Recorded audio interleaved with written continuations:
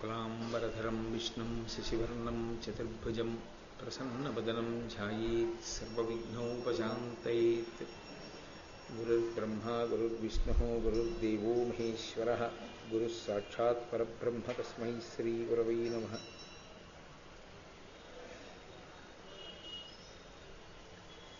व्यासाय विष्णुरूपाय व्यासरूपाय विष्णवे नमो वै ब्रह्मनिधये वासिष्ठाय नमो नमः। कूजन्तं राम रामेति मधुरं मधुराक्षरम् आरुह्य कविताशाखां वन्दे वाल्मीकिकोकिलं। श्रुतिस्मृतिपुराणानाम् आलयं करुणालयं नमामि भगवत्पादशङ्करं लोकशङ्करं।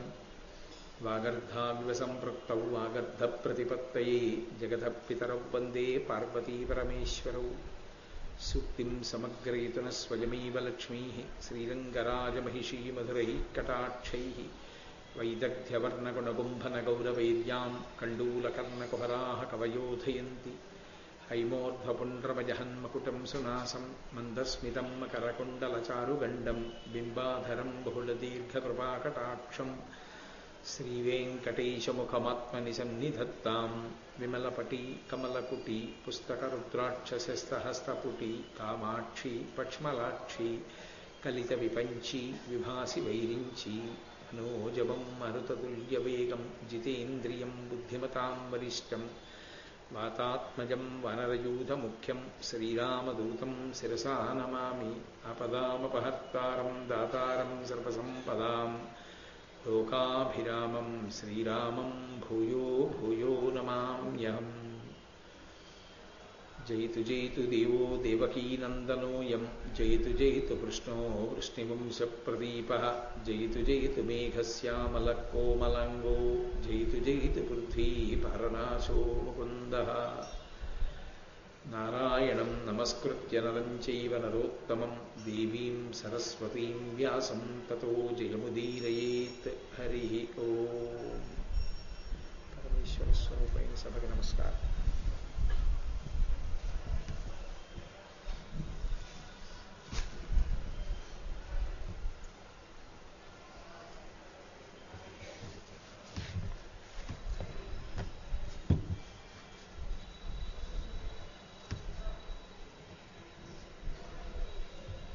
ఏకపాదుడు అని ఒక మహర్షి.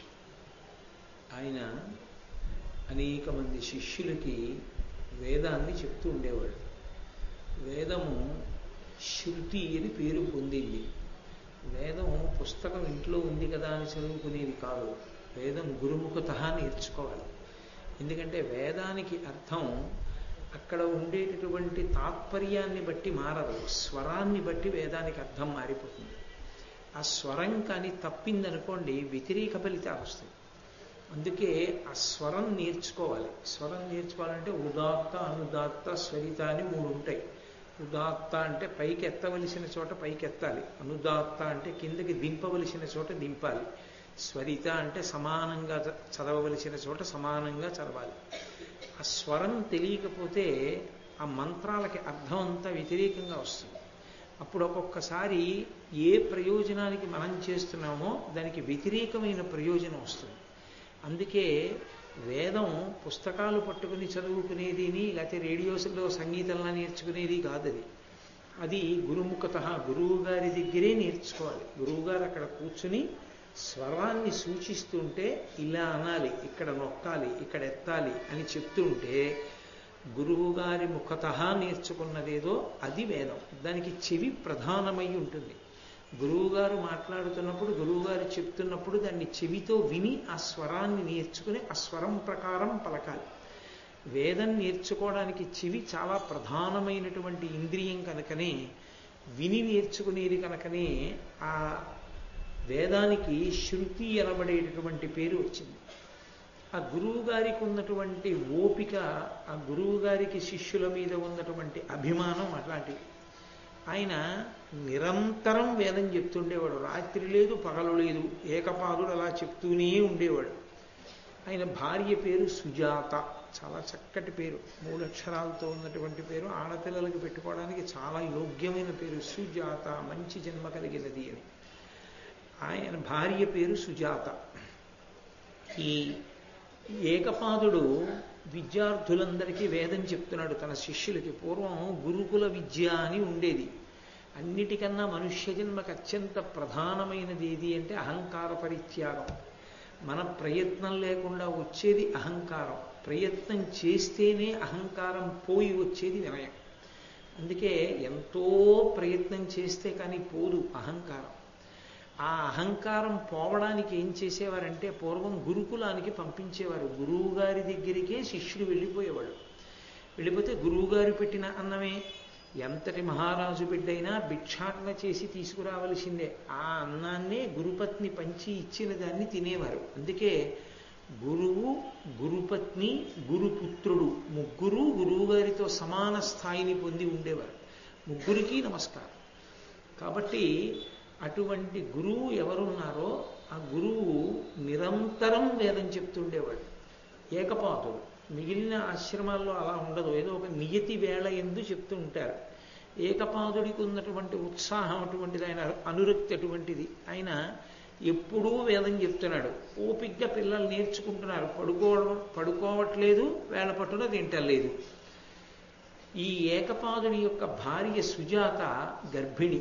ఆమె గర్భం ధరించింది. ఆ లోపల ఒక పిల్లవాడు పెరుగుతున్నాడు. వాడు వింటున్నాడు ఇవన్నీ. తండ్రి చెప్తూ ఉండడం, ఆ పిల్లలు అంటూ ఉండడం వింటున్నాడు. అలా వింటారా? ఖచ్చితంగా వింటారు. అందులో సందేహమే లేదు.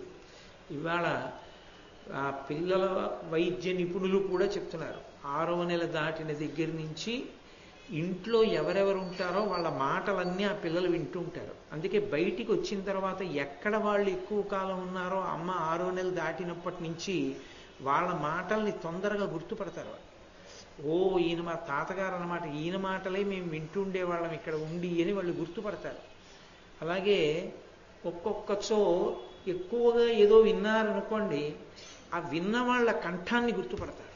నాకు 1-2 సందర్భాల్లో నేను ఆశ్చర్యపోయాను కూడా. ఎక్కడో దూరదేశాల్లో ఉన్నటువంటి తల్లులు గర్భిణులైనప్పుడు వాళ్ళు ఏదో నేను చెప్పిన ఉపన్యాసాల క్యాసెట్లు తరచుగా వినేవారట. వాళ్ళు ఇండియా వచ్చినప్పుడు వాళ్ళ పిల్లల్ని తీసుకుని నా దగ్గరికి వస్తే, నిద్రపోతున్నటువంటి పిల్ల నా కంఠం విని కిందకి దిగి పాకుతూ వచ్చి గబగబా నా కాళ్ళ దగ్గర 2 చేతులు పెట్టి తల ఎత్తలా చూస్తూ ఉండిపోయింది. నేను ఎత్తి తొడ మీద కూర్చోబెట్టుకుంటే నేను మాట్లాడుతుంటే వాళ్ళ అమ్మ నాన్నతోటి అది నా నోరు తడివి నోట్లో చేయి పెడుతుండేది. ఈ మాటలే విన్నాను, మళ్ళీ ఇప్పుడు చూస్తున్నాను ఈ మనిషిని అని. అంతలా వాళ్ళు ఆకర్షింపబడతారు. వాళ్ళు వింటూ ఉంటారు లోపల నుంచి. ప్రహ్లాదోపాఖ్యానం అదే కదూ. నేను ఏకపాదుని యొక్క కుమారుడు వింటున్నాడు ఈ వేదాన్నంతటిని. వాడు ఎంతటి ఘనుడంటే వాడు నిశిత పరిశీలనం చేశాడు కడుపులోంచి. ఒక్కొక్క వేళలో విద్యార్థులు సరిగ్గా చెప్పట్లా, స్వరం తప్పుతున్నారు. నాన్నగారు సంతోషంతో చెప్పేస్తున్నారు, వాళ్ళు స్వరం తప్పిపోతున్నారు. వాళ్ళు మందంగాను చికాగ్గాను చెప్తున్నారు అని గమనించిన వాడై వాడు కడుపులోంచి, అమ్మ కడుపులోంచి తండ్రితో మాట్లాడాడు. వాడన్నాడు, ఎడంబడక అహోరాత్రులు వడిగుని చదివింపనిట్లు వలయుని శిష్యుల్ కడునిద్రలేమినంతయు జడమతులై చదువు తప్ప చదువుచునుండన్. ఆయన అన్నాడు, మీరు రాత్రింబవళ్ళు వేదం చెప్తున్నారు. వాళ్ళు పాపం అలా చెప్తూనే ఉన్నారు. స్వరంతో చెప్పాలది, కంఠాలు అరిగిపోవు. అలా చెప్పి చెప్పి చెప్పి చెప్పి వాళ్ళకి నిద్ర లేక వాళ్ళకి కునుకొచ్చేస్తోంది. కునుకొచ్చేస్తూ వాళ్ళు అప్పుడప్పుడు అపస్వరాలు పలుకుతున్నారు. కాబట్టి మీరు అలా రాత్రింబవళ్ళు వేధించి పిల్లలకి వేదం చెప్పకూడదు, ఒక నియతి వేళలోనే చెప్పాలని వాడు కడుపులోంచి. తండ్రి విన్నాడు. విని కోపం వచ్చింది. ఒరే, నువ్వు వేదపాఠం చెప్పేటటువంటి విధానాన్ని విమర్శ చేశావు, అందులో వంకర పైకి పెట్టావు లోపల కూర్చుని విని. కాబట్టి నువ్వు 8 వంకర్లతో పుట్టుగాక అని శపించాడు.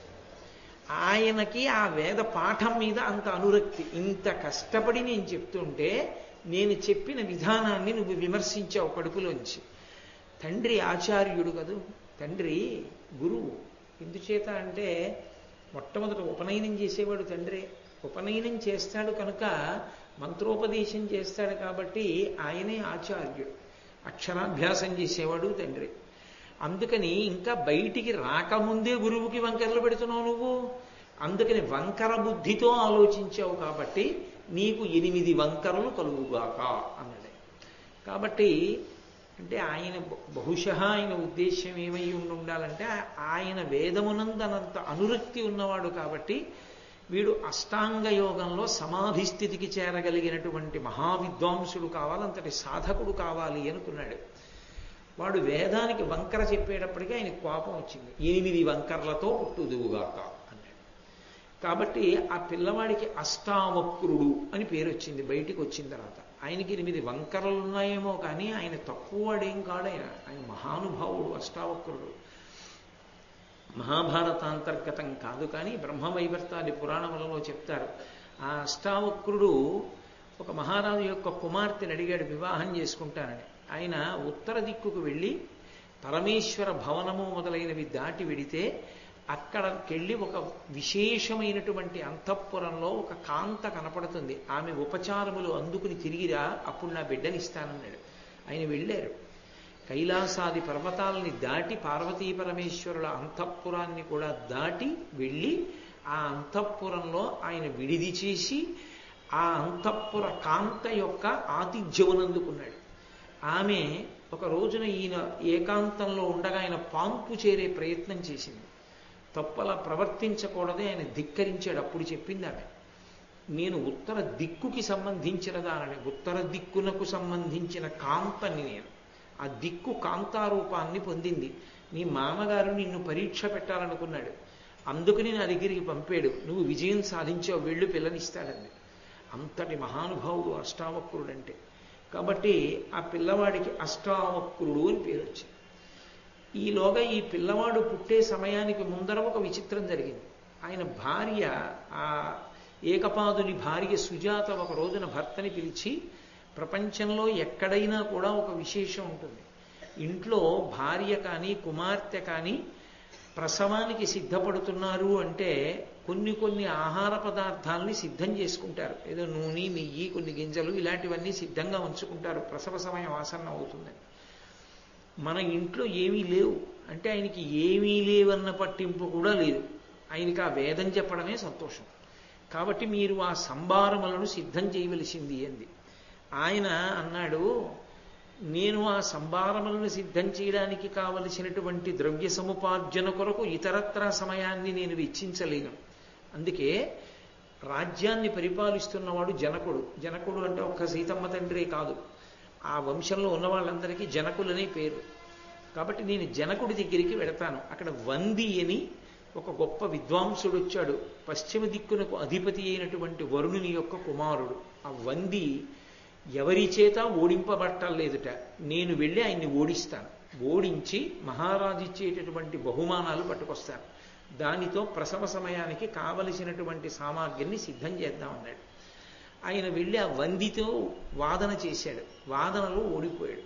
ఓడిపోతే ఇతర విద్వాంసులతో పాటే ఏకపాదునకు కూడా జలవాస శిక్ష విధించారు.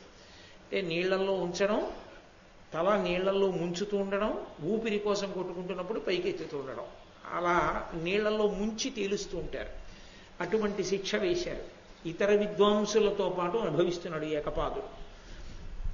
ఇక్కడ అష్టావక్రుడు పుట్టి పెద్దవాడు అవుతున్నాడు. ఆయన మేనమామ గారు ఉన్నాడు ఉద్దాలకుడు అని, ఆ పక్కనే ఉండేవాడు. ఈ సుజాత అన్న తల్లి ఉన్నటువంటి పక్కనే. అదే సమయానికి అష్టావక్రుడు పుట్టే సమయానికే ఉద్దాలకునకు ఒక కుమారుడు జన్మించాడు. ఆయనకి శ్వేతకేతు అని పేరుంచాడు తండ్రి. ఇద్దరూ కలిసి పెరుగుతున్నారు. ఈ పిల్లవాడు ఏమనుకుంటున్నాడంటే ఈ ఉద్దాలకుడే నా తండ్రి అనుకుంటుండేవాడు. ఏమి తెలియదు కదా, అమాయకత్వం, చిన్నతనం. కాబట్టి ఈయనే నా తండ్రి అనుకున్నాడు. ఒక రోజున ఇద్దరూ ఆడుకుంటుండగా గబగబా వెళ్ళి ఉద్దాలకుడి తొడ మీదకి ఎక్కి కూర్చున్నాడు అష్టావక్రుడు. కూర్చుంటే శ్వేతకేతు వచ్చి అన్నాడు, అలా కుదరదయా, ఆయన మా తండ్రి, నువ్వు ఆయన తొడ మీద కూర్చుంటావేమిటి, దిగు, నీ తండ్రి దగ్గరికి పోయి నీ తండ్రి తొడ మీద నువ్వు కూర్చో అన్నాడు. ఈ అష్టావక్రుడు ఎంతటి అమాయకుడంటే, తండ్రి ఎనుచు నుద్దాలకు తమకు గరము ప్రీతితో శ్వేతకేతుని భ్రాత ఎనుచు అనఘచరితుడు అష్టావక్రుడు అనుదినంబు ఒండెరుంగక సుఖశీల నుండునంత. తన సోదరుడు శ్వేతకేతు అనుకుంటున్నాడు, మామయ్య అనుకోవట్లేదు ఉద్దాలకుడిని. పరమ సంతోషంతో ఉన్నవాడు అవాక్కైపోయాడు. నీ తండ్రి వేరే ఉన్నాడు, వెళ్ళి వాడి తొడ మీద కూర్చో అంటే ఆశ్చర్యపోయి గబగబా తల్లి దగ్గరికి వెళ్ళాడు. అమ్మా అమ్మా మా నాన్నగారు ఎక్కడున్నారమ్మా అని అడిగాడు. అడిగితే ఆవిడంది, మీ తండ్రి నువ్వు పుట్టక పూర్వమే జనక మహారాజు గారి ఆస్థానంలో వరుణకుమారుడైనటువంటి వందితో వాదన కొరకు వెళ్ళి ఓడిపోయి జలవాస శిక్షను అనుభవిస్తున్నాడు. అదిరా నాయన, ఈ ఉద్దాలకుడు నీ తండ్రి కాడు అని చెప్పింది. ఆయన వెంటనే నేను నా తండ్రిని విడిపిస్తానని చెప్పి జనక మహారాజు గారి యొక్క ఆస్థానానికి వెళ్ళాడు. వెళ్ళేటప్పటికీ ఆ రాజద్వారం దగ్గర భటులు కావలిగా ఉన్నారు. లోపలికి అనేక మంది ఆ యజ్ఞం చేయించేటటువంటి ఋత్విజులు, ఆ సామాగ్రిని తీసుకుని వెళ్ళేటటువంటి పరివారం, బ్రాహ్మణులు, యజ్ఞం చూడడానికి ఆహ్వానింపబడినటువంటి పెద్దలు, వాళ్లే కాకుండా వికలాంగులైనటువంటి వారు, కుంటివారు, గుడ్డివారు, అటువంటి వారందరూ కూడా లోపలికి వెడుతున్నారు ఆ ద్వారంలోంచి. అక్కడ నిలబడి ఈ అష్టావక్రుడు అడిగాడు, మామయ్యతో కలిసి వెళ్ళాడు, మేము కూడా లోపలికి వెడతా ఉన్నాడు. బాలురకు ప్రవేశం లేదు, నువ్వు చిన్నవాడివి, నువ్వు వెళ్ళి ఏం చేస్తావు యజ్ఞంలో, అందుకని నువ్వు వెళ్ళకూడదన్నారు అక్కడ భటులు. ఆయన అన్నాడు, అలయక ఏండ్లు కడుం పెక్కులు జీవించుట అరగలగుటయు తగు వృద్ధుల లక్షణమే, జ్ఞానము గలడేనిన్ బాలుడైన కడు వృద్ధుమహిన్. ఏమిటో చాలా కాలం శరీరంతో భూమి మీద ఉన్నంత మాత్రం చేతనే వృద్ధుడు అని పిలవకూడదు. ఎవరు జ్ఞానము కలిగిన వాడో వాడు వృద్ధుడు. నా శరీరము బాలుడి శరీరం అయి ఉండొచ్చు, కానీ నేను జ్ఞానము చేత వృద్ధుడను, కాబట్టి నన్ను లోపలికి ప్రవేశపెట్టాడు. ఆయన ఆశ్చర్యపోయి లోపలికి వెళ్ళి జనక మహారాజు గారితో చెప్పాడు, ఇలా ఎవరో పిల్లవాడు వచ్చాడు, నేను జ్ఞానము చేత వృద్ధుణ్ణి అంటున్నాడు, పంపవచ్చా అని అడిగాడు. జనక మహారాజు గారు లోపలికి పంపించమన్నాడు. వెళ్ళాడు లోపలికి. వెళ్ళిన తర్వాత జనక మహారాజు గారు కొన్ని ప్రశ్నలు వేశారు. ఆ ప్రశ్నలన్నిటికీ జవాబు చెప్పాడు. తదనంతరం వరుణకుమారుడైనటువంటి వందిని పిలిచారు. ఆయనతో వాగ్వాదం చేయమన్నారు. వాగ్వాదం చేసి ఆ వందిని ఓడించాడు. ఓడిస్తే జనక మహారాజు గారు నీకేం కావాలని అడిగాడు. నా తండ్రి ఏకపాదునితో కలిపి ఇంతకు ముందు ఓడింపబడి జలవాస శిక్ష అనుభవిస్తున్నటువంటి విద్వాంసులందరినీ విడుదల చేయమన్నాడు. వాళ్ళందరినీ కూడా విడుదల చేశారు.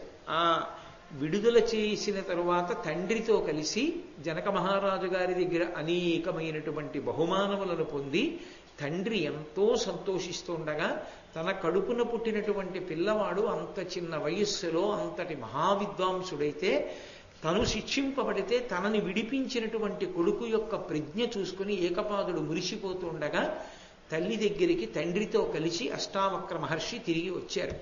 అంతటి మహానుభావుడయ్యా అష్టావక్రుడంటే, చిన్న వయస్సులో వందిని ఓడించినటువంటి వాడు. అటువంటి అష్టావక్ర మహర్షి మొదలైనటువంటి వాళ్ళు నివసించిన ఆశ్రమ ప్రాంగణం ఇది.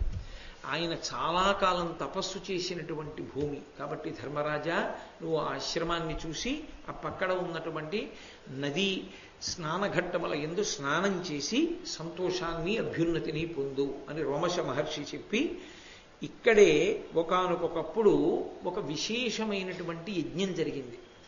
ఆ యజ్ఞంలో గురుముఖత నేర్చుకున్న విద్యకి, గురువు గారి దగ్గర నేర్చుకోని విద్యకి రెండిటికి ప్రధానమైన తేడా ఎక్కడుంటుందో నిరూపింపబడింది. పుస్తక పఠనం చేసి కానీ, లేదా తపశ్శక్తితో కానీ, లేదా అన్యమైన సాధనముల చేత కానీ జ్ఞానమును పొందితే అది ఉపయుక్తమవుతుందా? గురువుగారి శుశ్రూష చేసి గురుముఖత నేర్చుకున్నటువంటి విద్య మేధస్సు యందు నిలబడి శీలాన్ని దిద్దడంలో ఉపయోగపడుతుందా? విద్య యొక్క ప్రధానమైనటువంటి ప్రయోజనం ఏమి అంటే శీల వైభవాన్ని దిద్దగలగాలి. అది ఆ శీల వైభవాన్ని దిద్దడం, శీల వైభవం అంటే స్వభావమును దిద్దేదై ఉండాలి. స్వభావము అంటే పుట్టినప్పుడు వస్తుంది. పుట్టినప్పుడే ఒక్కొక్కడికి ఒక్కొక్క స్వభావం. ఆ స్వభావం పట్టుకోవడానికే అక్షరాభ్యాసం చేసేటప్పుడు అనేక రకాలైన వస్తువులు అక్కడ పెట్టి వీడిని పాకుతూ వెళ్ళి ముట్టుకోమంటారు. వాడు దేన్ని వెళ్ళి ముట్టుకుంటాడో దాని చేత స్వభావ నిర్ణయం చేసుకుంటారు. వాడు వెళ్ళి డబ్బులు ముట్టుకున్నాడు అనుకోండి, వీడికి డబ్బుల మీద అనురక్తి ఉంటుంది అంటారు. వాడు వెళ్ళి పుస్తకాలు ముట్టుకున్నాడు అనుకోండి, వీడికి గ్రంథముల మీద అనురక్తి ఉంటుంది. వాడొక జపం చేసే మాల పట్టుకున్నాడు అనుకోండి, వీడు అంతర్ముఖత్వాన్ని ఇష్టపడతాడు, వీడు ఎక్కువగా జపం చేస్తాడనమాట. అక్కడ ఉన్నటువంటి వస్తువులను బట్టి వాడు దేన్ని ముట్టుకున్నాడో దాన్ని బట్టి వాడి యొక్క వాసనా బలాన్ని నిర్ణయం చేసుకుంటారు. దాన్ని బట్టి వాడికి ఎటువంటి విద్య గరపించాలన్నది నిర్ణయం చేయడానికి. ఎందుకు ఆ స్వభావం అలా వస్తుంది? పుట్టుకతోనే అందరూ ఒకలా ఎందుకుండరు? ఒకడు ఒకలా ఉంటే ఇంకొకలా ఉంటారు. అలా ఉండడానికి కారణం ఏమిటి అంటే గత జన్మలలో చేసుకున్నటువంటి కర్మల యొక్క రుచి వాసన ఏముంటాయో వాటిని జీవుడు పట్టుకుని ఇంకో శరీరంలోకి పెడతాడు. అది రహస్యం. ఈ జన్మలో జీవుడికి విశేషమైన అనురక్తి ఉందనుకోండి ఒక విషయం మీద. ఎవరో ఒక ఆయనకి భగవద్గీత అంటే చాలా విశేషమైన అనురక్తి. అంత అనురక్తి ఆయన్ని ఏ శ్లోకం అడగండి, ఎక్కడి శ్లోకమైనా దానికి వ్యాఖ్యానంతో భాష్యంతో చెప్తాడు. అంత అనురక్తి. ఆయన శరీరం విడిచిపెట్టేటప్పుడు ఆయన మనసు ఈ వాసనని అంటే భగవద్గీత మీద అనురక్తినే పట్టుకుని బయటికి వెళ్ళింది అనుకోండి, ఆయన మళ్ళీ ఇంకో శరీరంలోకి పెడతాడు. మీరు అందుకే చూడండి, కొంతమంది పిల్లలు 3వ ఏటో 4వ ఏటో భగవద్గీత శ్లోకాలన్నీ చెప్పారు అంటారు. చాలా చిన్న వయస్సులోనే రాగాల్ని గుర్తుపట్టారు అంటారు. ఇక్కడికే వచ్చి ఒక పిల్లవాడు సంగీత కచేరీ చేశాడు 2 సంవత్సరాల వరుసగా. చాలా చిన్న వయస్సులోనే రాగాలన్నీ గుర్తుపట్టాడు అతను. అవన్నీ ఎందుకు సంభవాలు అవుతాయంటే జీవుడికి గత జన్మలలో ఉండిపోయినటువంటి లక్షణం అది. ఆ లక్షణాన్ని బట్టే పట్టుకుంటాడు. అది అలా పట్టుకుని వెళ్ళినది ఏదుందో అది మంచి వాసన అయితే పర్వాలేదు, అది చెడుకి సంబంధించింది అనుకోండి, ఇప్పుడు ఆ వాసన తొలగాలి, దాన్ని మార్చుకోవాలి. దాన్ని మార్చుకోవాలి అంటే చెప్పేటటువంటి విషయాన్ని వాడి స్వభావం మారడానికి వీలుగా చెప్పగలిగినటువంటి దక్షత కలిగినటువంటి వ్యక్తి గురువు. వాడికి పట్టుకున్నటువంటి విశేషాన్ని ఆ వాసనా బలాన్ని తొలగిస్తాడు. పరమేశ్వర మూర్తి ఎక్కడ ఉంటుంది? బండరాయిలోనే ఉంటుంది. శిల్పి ఏం చేస్తాడు? బండరాయిలోంచి విగ్రహాన్ని పైకి ఎత్తాడు. విగ్రహం కాకుండా ఉన్నటువంటి బండని చెక్కేస్తాడు. చెక్కేస్తే ఏం బయటికి వచ్చింది? పరమేశ్వరమూర్తి బయటికి వచ్చింది.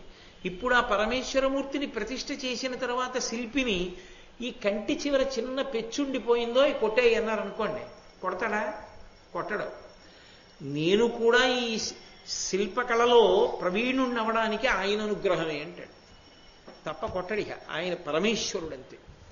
అక్కరలేనిది తీసి పరమేశ్వరుణ్ణి బయటికి తీసిన శిల్పిలా తన వాక్కులను ఆయుధంగా మార్చుకుని ఎలా బోధ చెయ్యాలో అలా బోధ చేస్తూ, దేని యందు అనురక్తి కల్పించాలో దాని యందు అనురక్తి కల్పిస్తూ, ఏ ప్రమాదకరమైన విషయమునందు అనురక్తి ఉండిపోయిందో దానిని తొలగిస్తూ స్వభావాన్ని మార్చి ఈ జన్మలో ఉత్తర జన్మలలో కూడా వాడు పరమేశ్వరుడి వైపుకు వెళ్ళడానికి మార్గం సుగమం చేసి కొన్ని కోట్ల జన్మలు ఎటో పోవలసిన వాడి జన్మ పరంపర తగ్గించి పరమేశ్వరుడి వైపుకి నడుపుతాడు గురువు. అది గురువు యొక్క దక్షత. కాబట్టి గురుముఖతః నేర్చుకున్న విద్య ఏది ఉందో అది స్ఫురణలోకి వచ్చి స్వభావాన్ని మార్చడానికి అవకాశాన్ని ఇస్తుంది. అది పుస్తకగతమైందనుకోండి, పుస్తకంలోది చదువుకున్నాడు అనుకోండి, అనుష్ఠాన క్రమంలోకి అలా జ్ఞాపకం రాదు. గురువు గారు స్వభావం తెలుసుకున్నాడు కాబట్టి చాలా బాగా చెప్తాడు ఆ స్వభావం మారేటట్టు. అలా వినలేదు, అందుకని గురువు దగ్గర నేర్చుకోని విద్య తనని దిద్దుకోవడానికి పనికిరాదు. తన స్వభావాన్ని మార్చాలి. ఇది చాలా గొప్ప విశేషమయ్యా. అసలు ఈ దేశంలో ఉన్నటువంటి మహాత్యాగములలో ఒక త్యాగంగా చెప్పబడేది ఏమిటో తెలుసా? చాలా గొప్ప దానంగా చెప్పబడేది ఇది అంటే అన్నదానం అంటాం మనం. కాదు, అంతకన్నా కూడా గొప్ప దానం ఏమిటి అంటే మంచి మాటలు చెప్పడం. అదే పెద్ద దానం.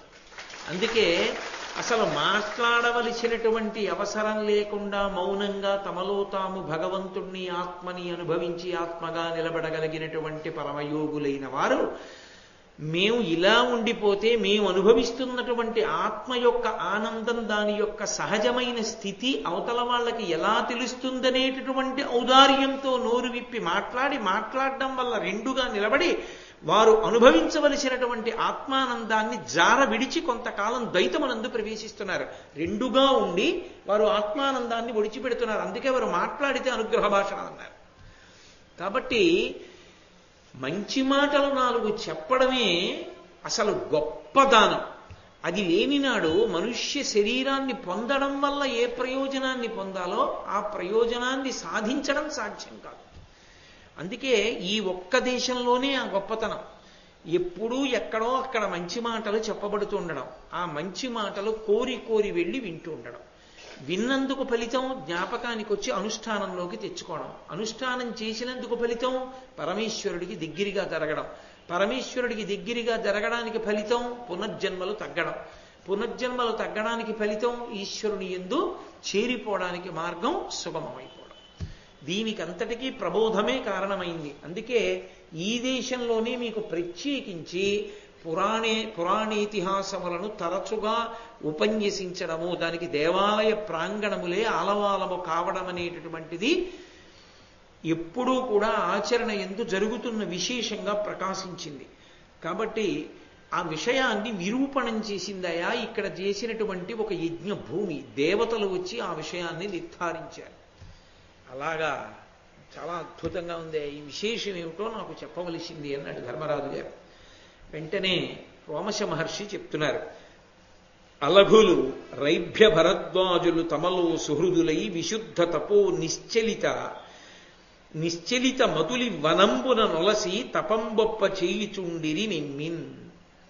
అక్కడ భరద్వాజుడు రైభ్యుడు అనబడేటటువంటి ఇద్దరు స్నేహితులు. వాళ్ళిద్దరూ కూడా అలఘులు. లఘువు అంటే చిన్నది, అలఘుడు అంటే చిన్నవాడు కాడు, అంటే చాలా పెద్దవారు. పెద్దవారంటే వయస్సులోని కాదు, అనుష్ఠానమునందు, ఆ వేదం నేర్చుకున్న విధానమునందు, దాన్ని అవసరమైతే దేవతానుగ్రహాన్ని సంపాదించుకోవడానికి వీలైన క్రతువుగా మార్చగలిగిన ఒక దక్షత యందు వాళ్ళు నిష్ణాతులు.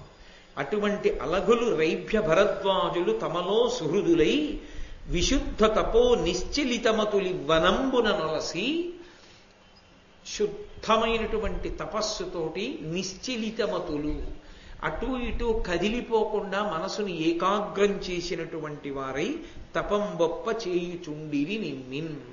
ఆ భరద్వాజుడు రైభ్యుడు ఇద్దరు కూడా తపస్సు చేస్తున్నారు. కాలక్రమంలో ఆయనకి ఒక ఆశ్రమం, ఈయనకి ఒక ఆశ్రమం. పేర్లు కొంచెం జాగ్రత్తగా జ్ఞాపకం పెట్టుకోవాలి. రైభ్యుడికి ఒక ఆశ్రమం, భరద్వాజునికి ఒక ఆశ్రమం. ఇద్దరు 2 ఆశ్రమాలు కట్టుకుని తపస్సు చేసుకుంటున్నారు. ఆ తపస్సు చేసుకుంటున్న సమయంలో కొంతకాలానికి వాళ్ళు గృహస్థాశ్రమ స్వీకారం చేశారు. ఆశ్రమాలు మారుతుండడం అనేటటువంటి దాని ప్రయోజనం ఏమిటి అంటే పరమేశ్వరుణ్ణి చేరుకోవడం. అది అసలు దాని యథార్థం. అది ఎందుకు బ్రహ్మచర్యంలో ఉండాలి, ఎందుకు వివాహం చేసుకుని గృహస్థు కావాలి, ఎందుకు వానప్రస్థు కావాలి, ఎందుకు సన్యాసి కావాలి అంటే ఆశ్రమం మారడానికి ప్రయోజనము పరమాత్మని చేరుట ఒక్కటే. కొన్ని అనుభవించవలసిన అవసరం లేకుండానే గెలవగలిగిన ఉంటాయి. అవి వింటే చాలు, మానేయచ్చు. దొంగతనం చెయ్యకురా, దొంగతనం చాలా ప్రమాదకరం రా, దొంగతనం చేసిన వాడి జీవితం నాశనం అయిపోతుందరా, పట్టుబడి కారాగారంలో ఉంటే జీవితం అంతా అందులో పడున్న వాళ్ళు ఉన్నారు, వెళ్ళకు దాని జోలికి అని ఒక కారాగారాన్ని చూపించారనుకోండి, అందులో ఉన్నటువంటి వాళ్ళని చూసి అమ్మో జీవితంలో దాని జోలికి వెళ్ళకూడదని మారిపోయే వాళ్ళు ఉంటారు.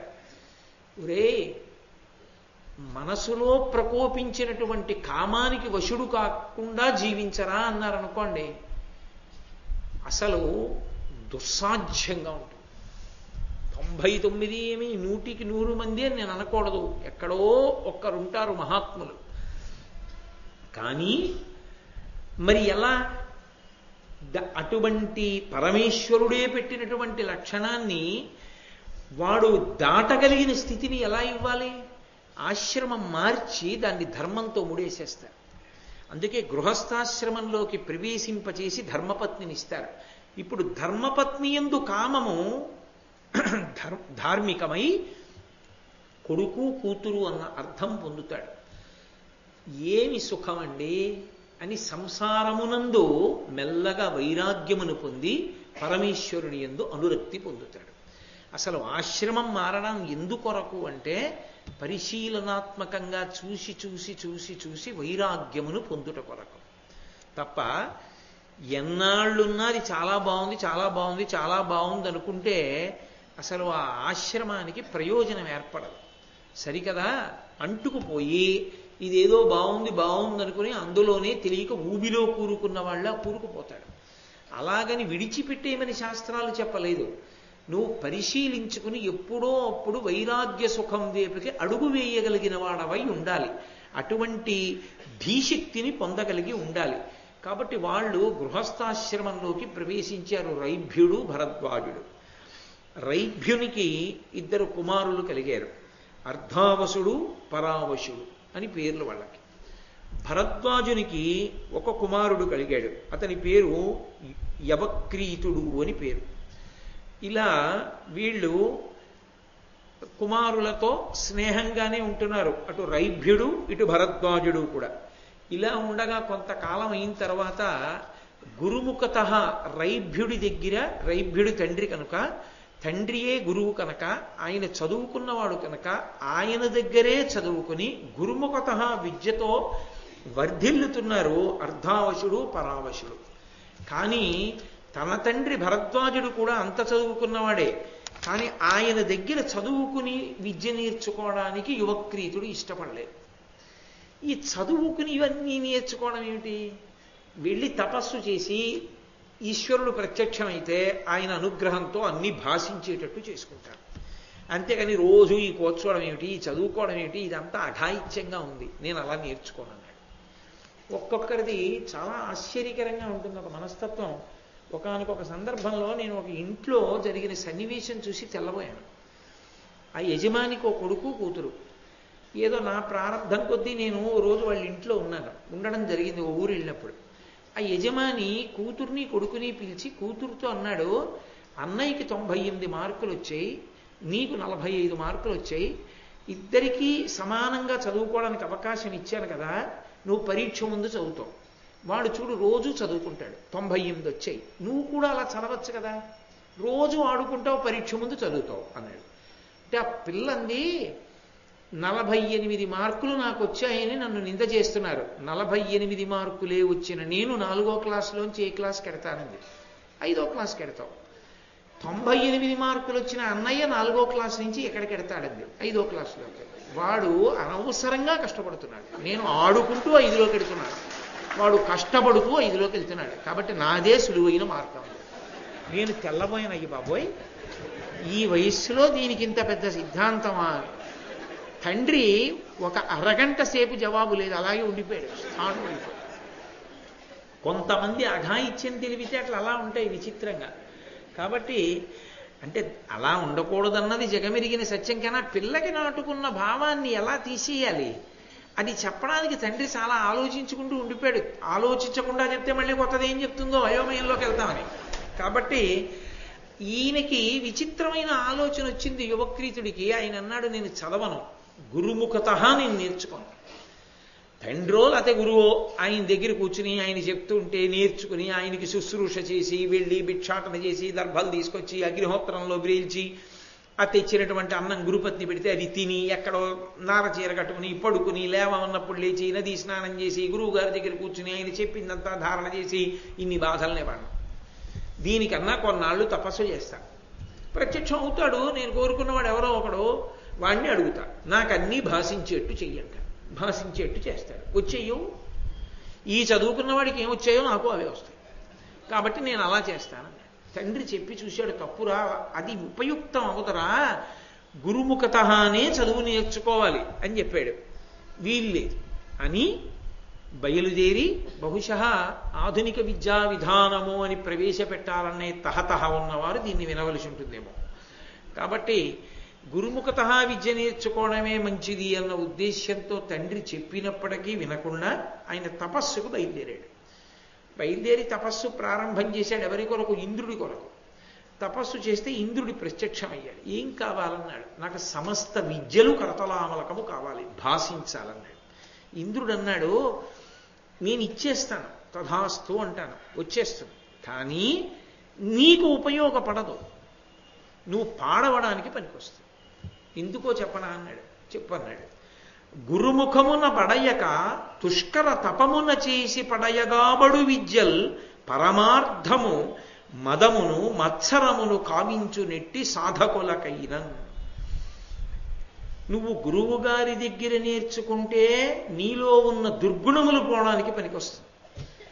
గురువు గారి దగ్గర నేర్చుకోకుండా అకస్మాత్తుగా చదువంతా వచ్చేస్తే నీకున్నటువంటి దుర్గుణాలని పెంచడానికి పనికొస్తుంది. ఎందుకని? అది క్రమక్రమంగా గురుముఖత విన్నది కాదు కాబట్టి అహంకారం పోయేట్టు చేయదు. వచ్చిందా లేదా, నేను ప్రజ్ఞావంతుడు అవునా కాదా అంటావు, నీ నడవడిలో మార్పు రాదు. చదువు ఎందుకు పనికొస్తుందంటే ఏ సభలోనో ఎవరి దగ్గరో గొప్పవాడివి నిరూపించుకోవడానికి పనికొస్తుందేమో, నిన్ను నువ్వు సంస్కరించుకోవడానికి పనికి రాలేదు. నిన్ను ఉద్ధరించుకోవడానికి పనికిరానిది 10 మందిలో కీర్తి ఒక్కటి తీసుకొస్తే ఉపయోగపడడానికి ఉపయుక్తం అవ్వాలి చదువు అంటే. దానివల్ల ఏమిటి నీకు ప్రయోజనం? సరికదా? అహంకారం పెరుగుతుంది దానివల్ల. నాకు అన్నీ వచ్చన్న భావన ఒకటి మిగిలిపోతుంది.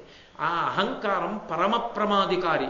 పైగా దానివల్ల మాత్సర్యం వస్తుంది. వాడికన్నా నేను ఎక్కువ, నాకన్నీ తెలుసు అన్న భావన వచ్చేస్తుంది.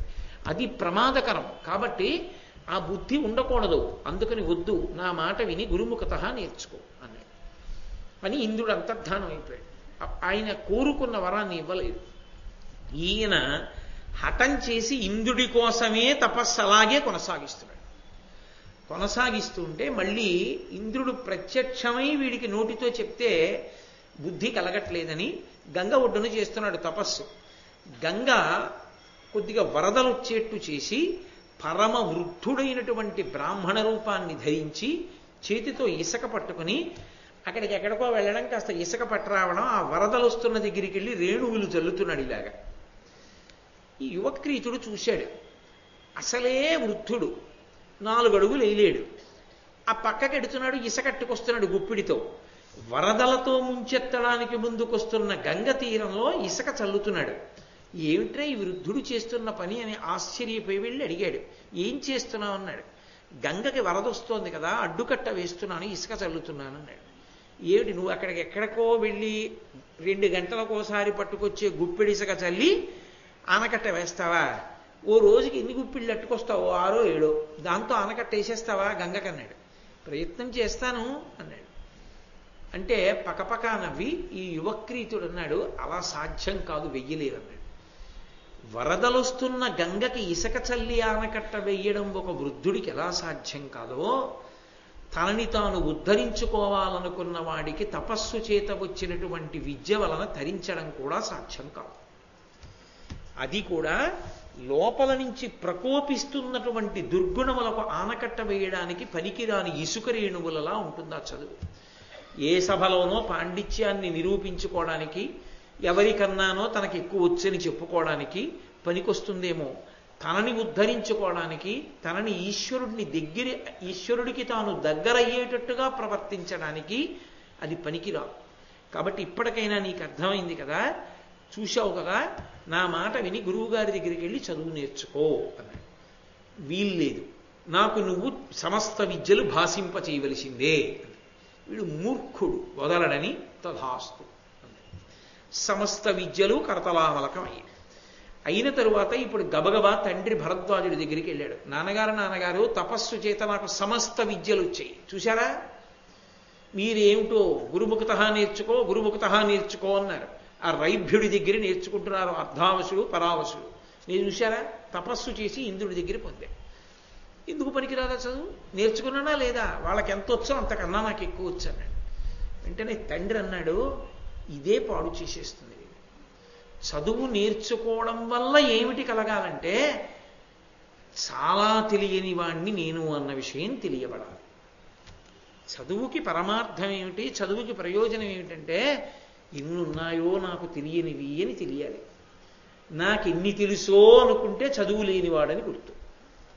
అందుకే చదువుకున్నవానికన్నా చాకలాడు మేలు అని, అన్నీ తెలిసిన వాడికి అమావాస్య మరణం, ఏమీ తెలియని వాడికి ఏకాదశి మరణం అని సామెతలు రావడానికి కారణం అదే.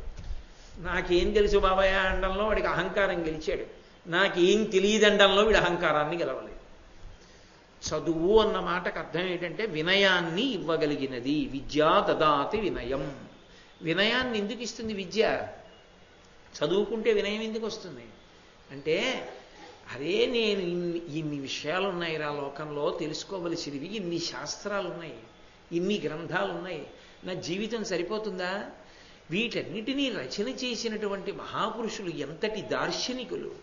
నేను ఎప్పటికీ తరిస్తాను, చదువుకోవడానికే సమయం చాలటం లేదే, ఇక అనుష్ఠానం ఇప్పుడు చేస్తాను, దుర్గుణాలు ఇప్పుడు గెలుస్తాను, ఎప్పుడు నేను భగవంతుణ్ణి చేరుతాను, నేను ఎంతటి వాణ్ణి ఈ లోకంలో అనుకున్న నాడు తేలికగా వచ్చేది ఏదంటే వినయం. ఆ విద్య లేదనుకోండి, దాని వలన అహంకారం ఉంటుంది. ఎందుకంటే ఇన్ని తెలుసుకోవలసిన ఉన్నాయని తెలుసుకోని వాడు నాకు తెలియనిదేమిటని అనుకుంటాడు కనుక అహంకారం ఉంటుందన్నారు. ఏదో కొద్దిగా తెలుసున్నవాడు నాకు తెలియనిదేమనుకున్ననాడు వాడి చదువు నిరర్థకమైంది. అహంకార నిర్మూలనంతో విద్య ఎప్పుడు వస్తుంది అంటే గురుముఖత నేర్చుకుంటే. అందుకే కేవలం ఒక పాఠాన్ని పాఠంగా చెప్పడానికి గురువు అక్కర్లేదు. ఓ సీడీ ప్లేయర్ చాలు. ఓ పాఠాన్ని పాఠంగా చెప్పేయడానికి ఎవరో చెప్పేస్తే దాన్ని సీడీ అమ్మేస్తే సీడీ పెట్టేస్తే చాలు, వినేయచ్చు కాదు. అందుకే మీరు చూడండి, ఉపన్యాసం వినేటప్పుడు ఓ గదిలోనో ఎక్కడో కూర్చుని వక్త మాట్లాడుతుంటే శ్రోతలందరూ కూడా హాయిగా స్పీకర్స్ పెట్టేస్తే ఏసీ రూమ్స్లోనో కూర్చుని వింటుంటే సరిపోదా? అది వక్తకి మంచిది కాదు, శ్రోతలకి మంచిది కాదు. ఏది మంచిది అంటారేమో, ఒక దేవాలయ ప్రాంగణానికి మీ అంత మీరుగా ఒక ఉపన్యాసం వినడానికి బయలుదేరి వచ్చి బయట చెప్పులు విప్పి మనం పరమాత్మ ఉన్నటువంటి సన్నిధానంలో ఉన్నామని కూర్చుని పవిత్రమైన హృదయంతో వినేటప్పుడు ఎన్ని వందల మంది సభలో ఉండనివ్వండి, ఆ విద్య లోపలికి ప్రవేశించడానికి ప్రధాన కారణం ఏమై ఉంటుంది అంటే చెప్పేవాణ్ణి చూడడం. లేకపోతే మీ అందరు ఎందుకండి ఇక్కడ కూర్చుని వినడం ఎందుకు? చెప్పేవాణ్ణి చూస్తూ వింటున్నప్పుడు ఆయన హావభావాల్ని బట్టి ఆయన చెప్తున్నది మనసులోకి నాటుకుంటుంది. ఒక్కొక్కసారి ఏమవుతుందంటే ఇక్కడ విని మీరు వెళ్ళిపోయినా మీ మనసుని అది తాకిందనుకోండి, మీరు నిద్రపోతున్నప్పుడు నా మాటలు మీకు వినపడుతుంటాయి, మీకు నిద్రలో కూడా నా మాటలు వినపడుతుంటాయి, నేను చెప్తున్నట్లు కనపడుతూ ఉంటుంది. అది ఎప్పుడు సంభవం?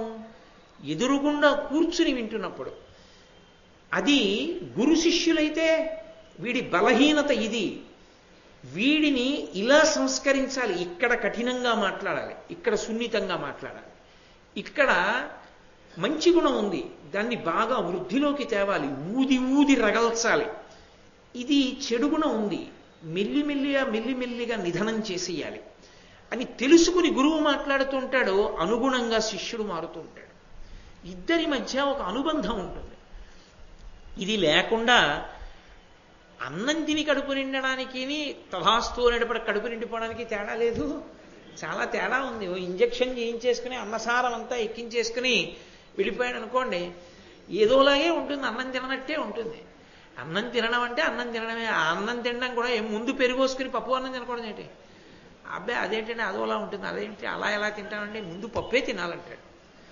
దీని పద్ధతి దాందే.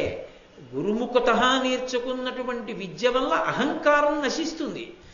ఆ అహంకార నాశనానికి గురువుగారి దగ్గర కూర్చుని వినాలి.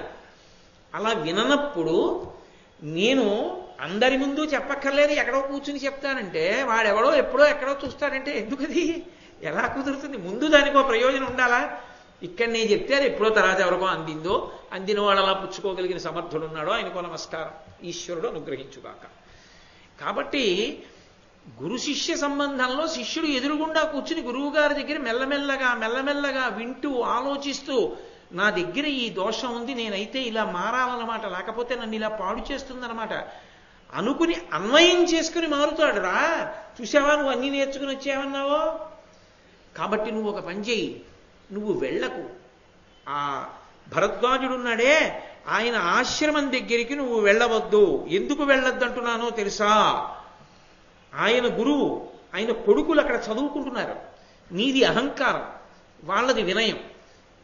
విద్య ఇచ్చేదే వినయాన్ని. వినయం అహంకారం రెండు పరస్పర విరుద్ధాలు, అవి ఒకదాన్నొకటి ఒప్పుకోవు. కాబట్టి సంఘర్షణ ఉంటుంది. సంఘర్షణలో ఎప్పుడూ ఒకటి ఇంకో దాన్ని రెచ్చగొట్టి నశింపచేసేస్తుంది. అది దానికి ఉండేటటువంటి లక్షణం రా. అందుకని వెళ్లకు ఎప్పుడు భరద్వాజుని ఆశ్రమానికి అన్నాడు. ఇలాగే చెప్తాడన్నాడు. అది గురుముఖత నేర్చుకోకపోవడం వల్ల వచ్చిన లక్షణం అనుకుని ఒకనాడు భరద్వాజుని ఆశ్రమానికి వెళ్ళాడు. ఆశ్రమానికి వెళ్ళేటప్పటికీ ఆ రైభ్యుడి ఆశ్రమానికి వెళ్ళాడు భరద్వాజుని కుమారుడైనటువంటి ఈ యువక్రీతుడు. రైభ్యుని ఆశ్రమంలో అప్పటికి పరావశుడు అనబడే కొడుకున్నాడు కదా, అర్ధావశుడు పరావశుడు రెండోవాడు. ఆ పరావశునికి ఒక భార్య ఉంది, ఆమె పేరు కృష్ణ.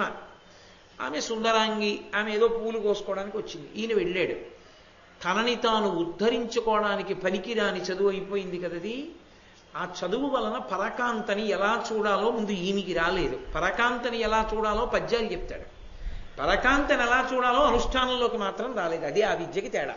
నేను మీకు తేలిగ్గా అర్థమయ్యేట్టు చెప్పాలంటే, పరకాంతను లక్ష్మీదేవి వల్ల చూడవలను, కామాక్షి వల్ల చూడవలనని పద్యాలు చెప్తాడు.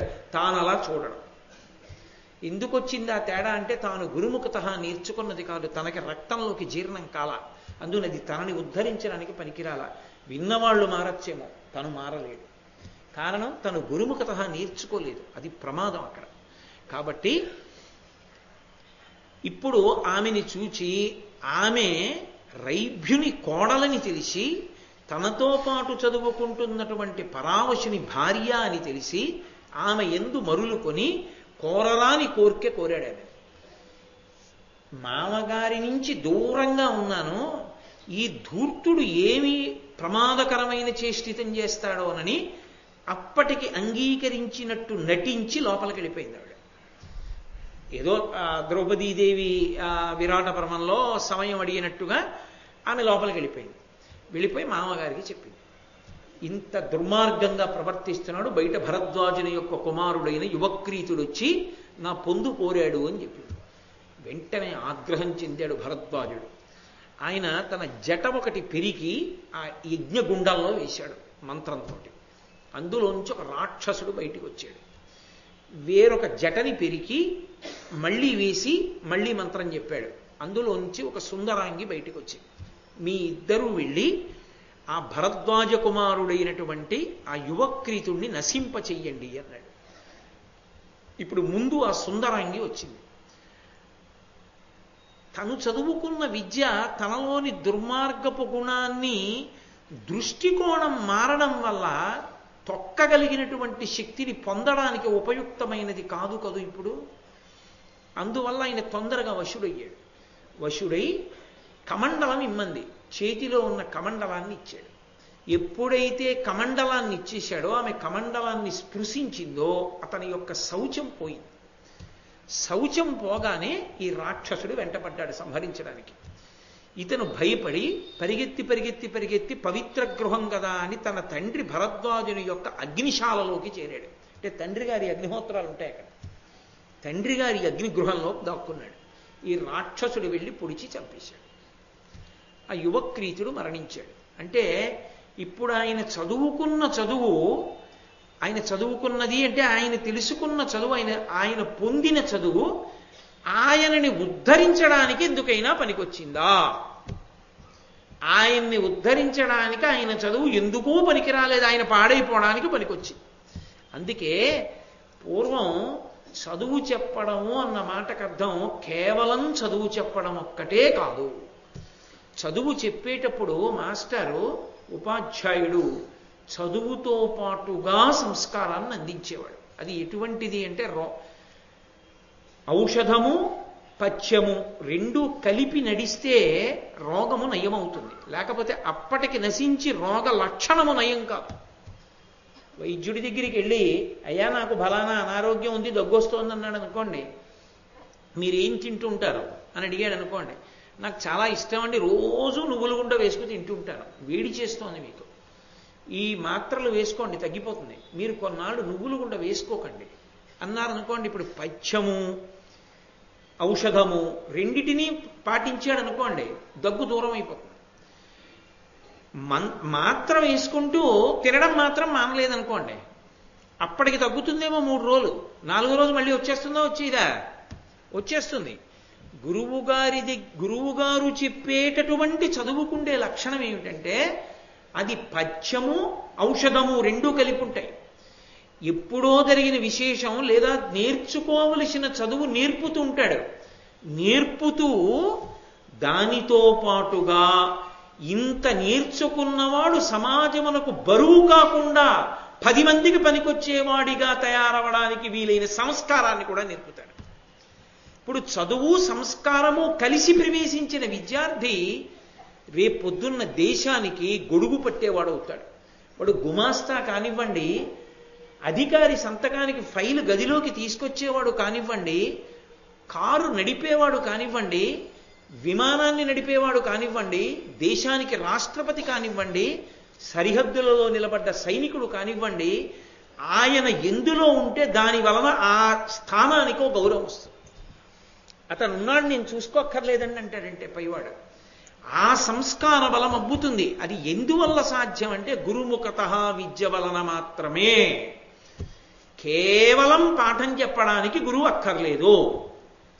అది కేవలం అవతల వాడిని ఏదో ఒక బాంబు తయారు చేసినట్టో, ఒక బ్యాటరీ తయారు చేసినట్టో తయారు చేయడం. ఒక బ్యాటరీని తయారు చేస్తే ఏం చేస్తుంది? కొంతకాలం శక్తినిస్తుంది. అలా తయారు చేయడానికి కాదు, 10 మందికి పనికొచ్చేవాడిగా ఆ విభూతిని కలిగి ఉండడాన్ని తయారు చేయాలి. అప్పుడు సమాజం అంతా వాడిని చూసి సంతోషిస్తుంది, ఆయన ఉన్నాడు అని సంతోషిస్తుంది. అలా గర్వపడడానికి వీలైనటువంటి వాడిని తయారు చేయడం గురువు మాటల చేతనే సాక్ష్యం. అందుకే గురువు లేని విద్య గుడ్డి విద్య. గురువు గారి దగ్గర నేర్చుకో. గురువుకి నమస్కారం చెయ్యకుండా దేని జోలికి వెళ్ళవద్దు.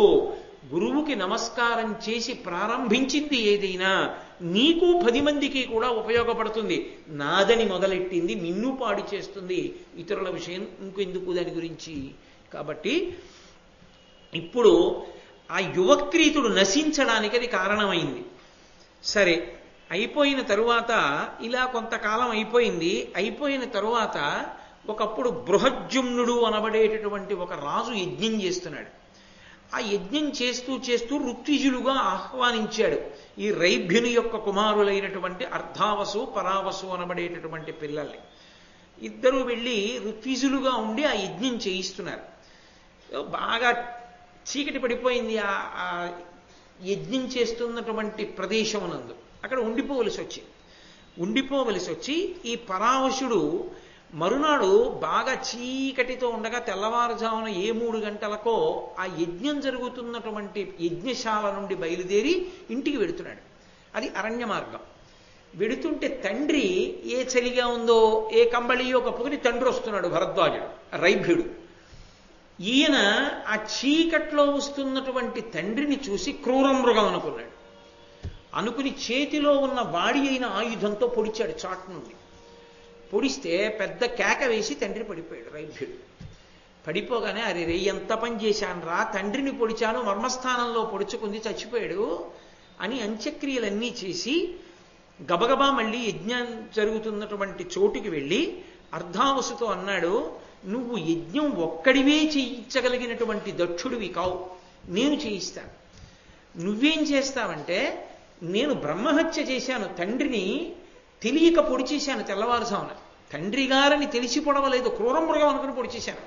అయినా తండ్రిని చంపేశాను కదా, మహావిద్వాంసుడిని, గురువుని, బ్రాహ్మణుణ్ణి చంపాను కదా, నాకు దోషం వచ్చింది.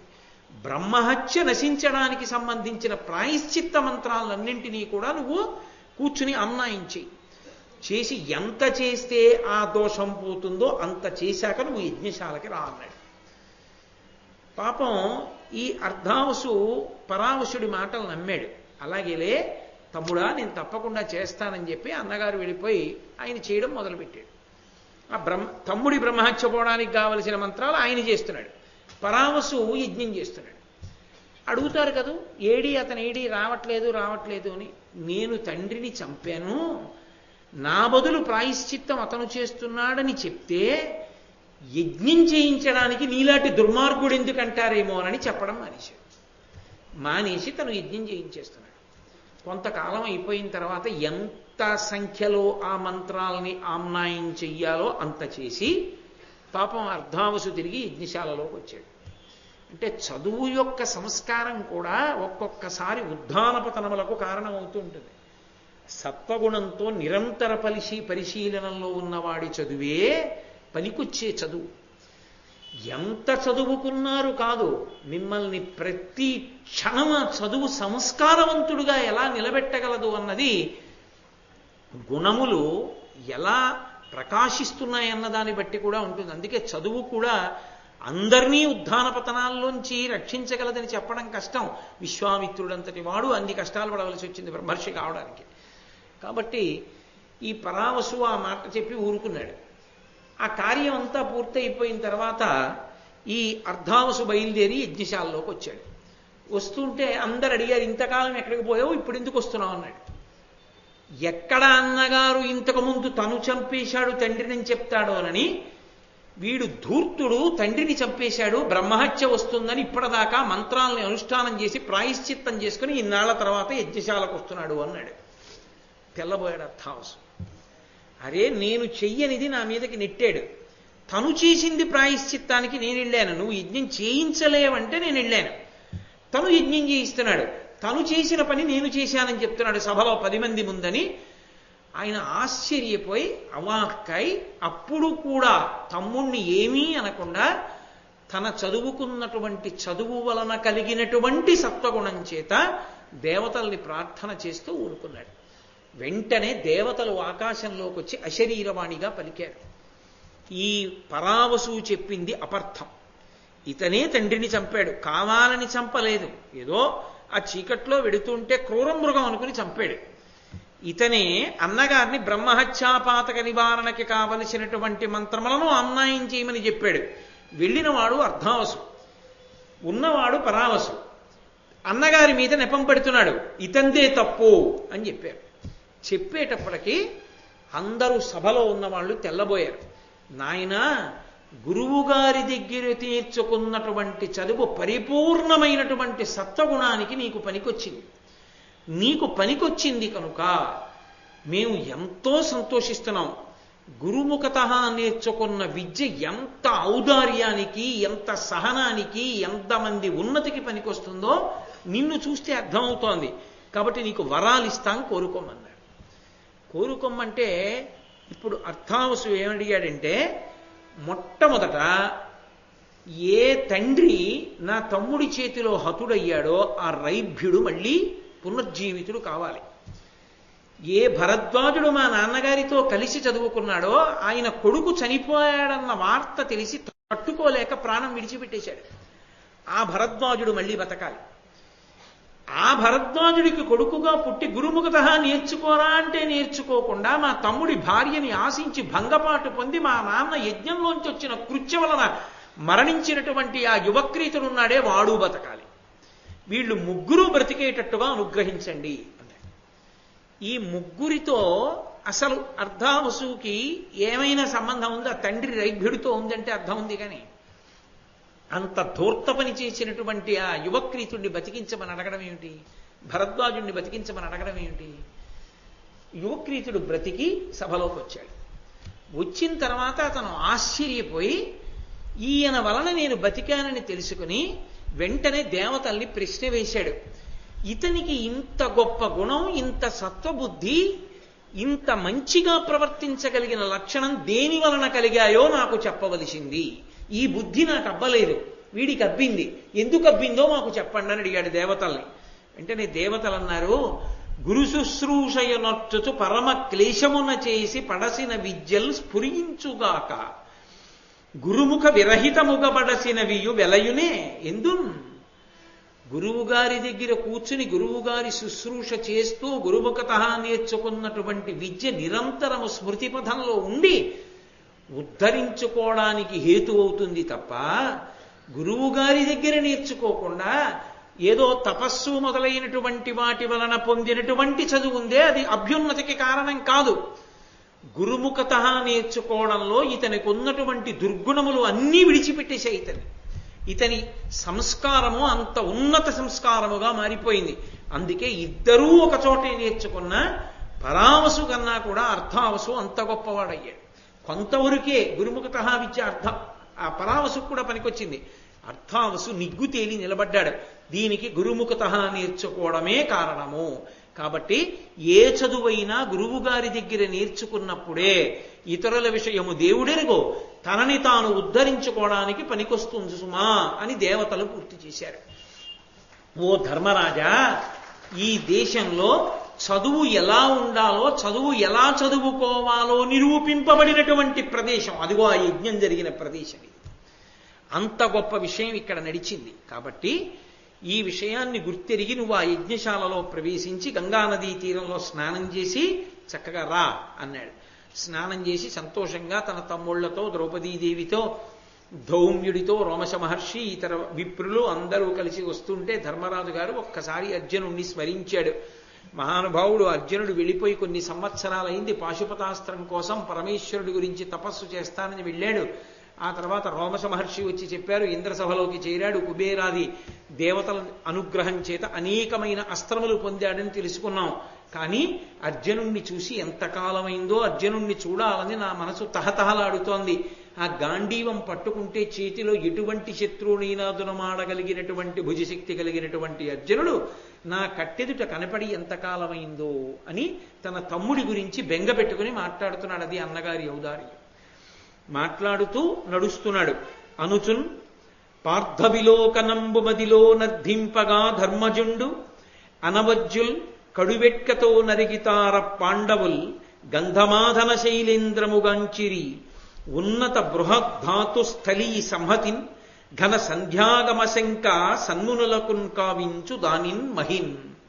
వాళ్ళు అలా నడిచి వెడుతూ గంధమాధన పర్వతాన్ని చూశారు. ఇప్పటికీ బదరీ వెడుతుంటే ఆ బదరీలో ఉండేటటువంటి కొంత సంపుటాన్ని కొంతకాలం పాటు అక్కడికి వెళ్ళి ఆరాధన చెయ్యలేనప్పుడు తీసుకొచ్చి ఉంచేటటువంటి ప్రదేశం ఒకటి ఉంది. అక్కడ దేవాలయం ఉంటుంది.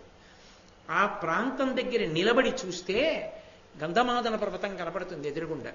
ఆ గంధమాదన పర్వతాన్ని ఎదురుగుండా చూశారు పాండవులు. అర్జునుణ్ణి స్మరిస్తూ నడిచి వెడుతున్నాడు ధర్మరాజు. ఆ గంధమాదన పర్వతం ఎలా ఉందంటేట దాని నిండా గైరికాది ధాతువులు కప్పబడి ఎర్రనైన కాంతి ప్రసరిస్తోన్న ఆకాశంలోకి సూర్యకిరణాల చేత కొట్టబడి.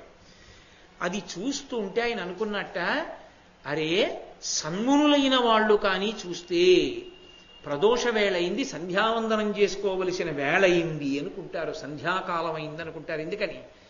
ఆకాశం వంక చూస్తే ఎర్రగా కనపడుతోంది ఉత్తర సంఖ్యల.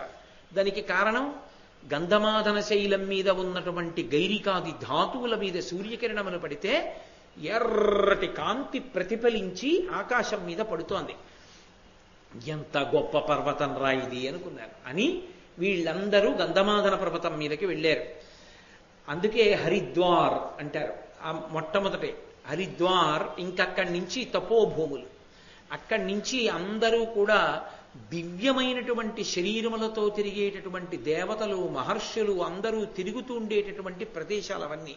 అందుకే ఆ భూముల్ని తొక్కాలన్నా కూడా కొంత అర్హత కావాలి అంటారు. హరిద్వార్ దాటి వెళ్ళడము అంటే దేవతలు తిరిగేటటువంటి భూముల యందు ప్రవేశించడం. కాబట్టి అటువంటి పరమ పవిత్రమైనటువంటి గంధమాదన పర్వతం మీదకి వెళ్ళారు. తీరా వెళ్ళిన తరువాత ఆ పర్వతం మీద అడుగుపెట్టి కొంత దూరం వెళ్ళారు.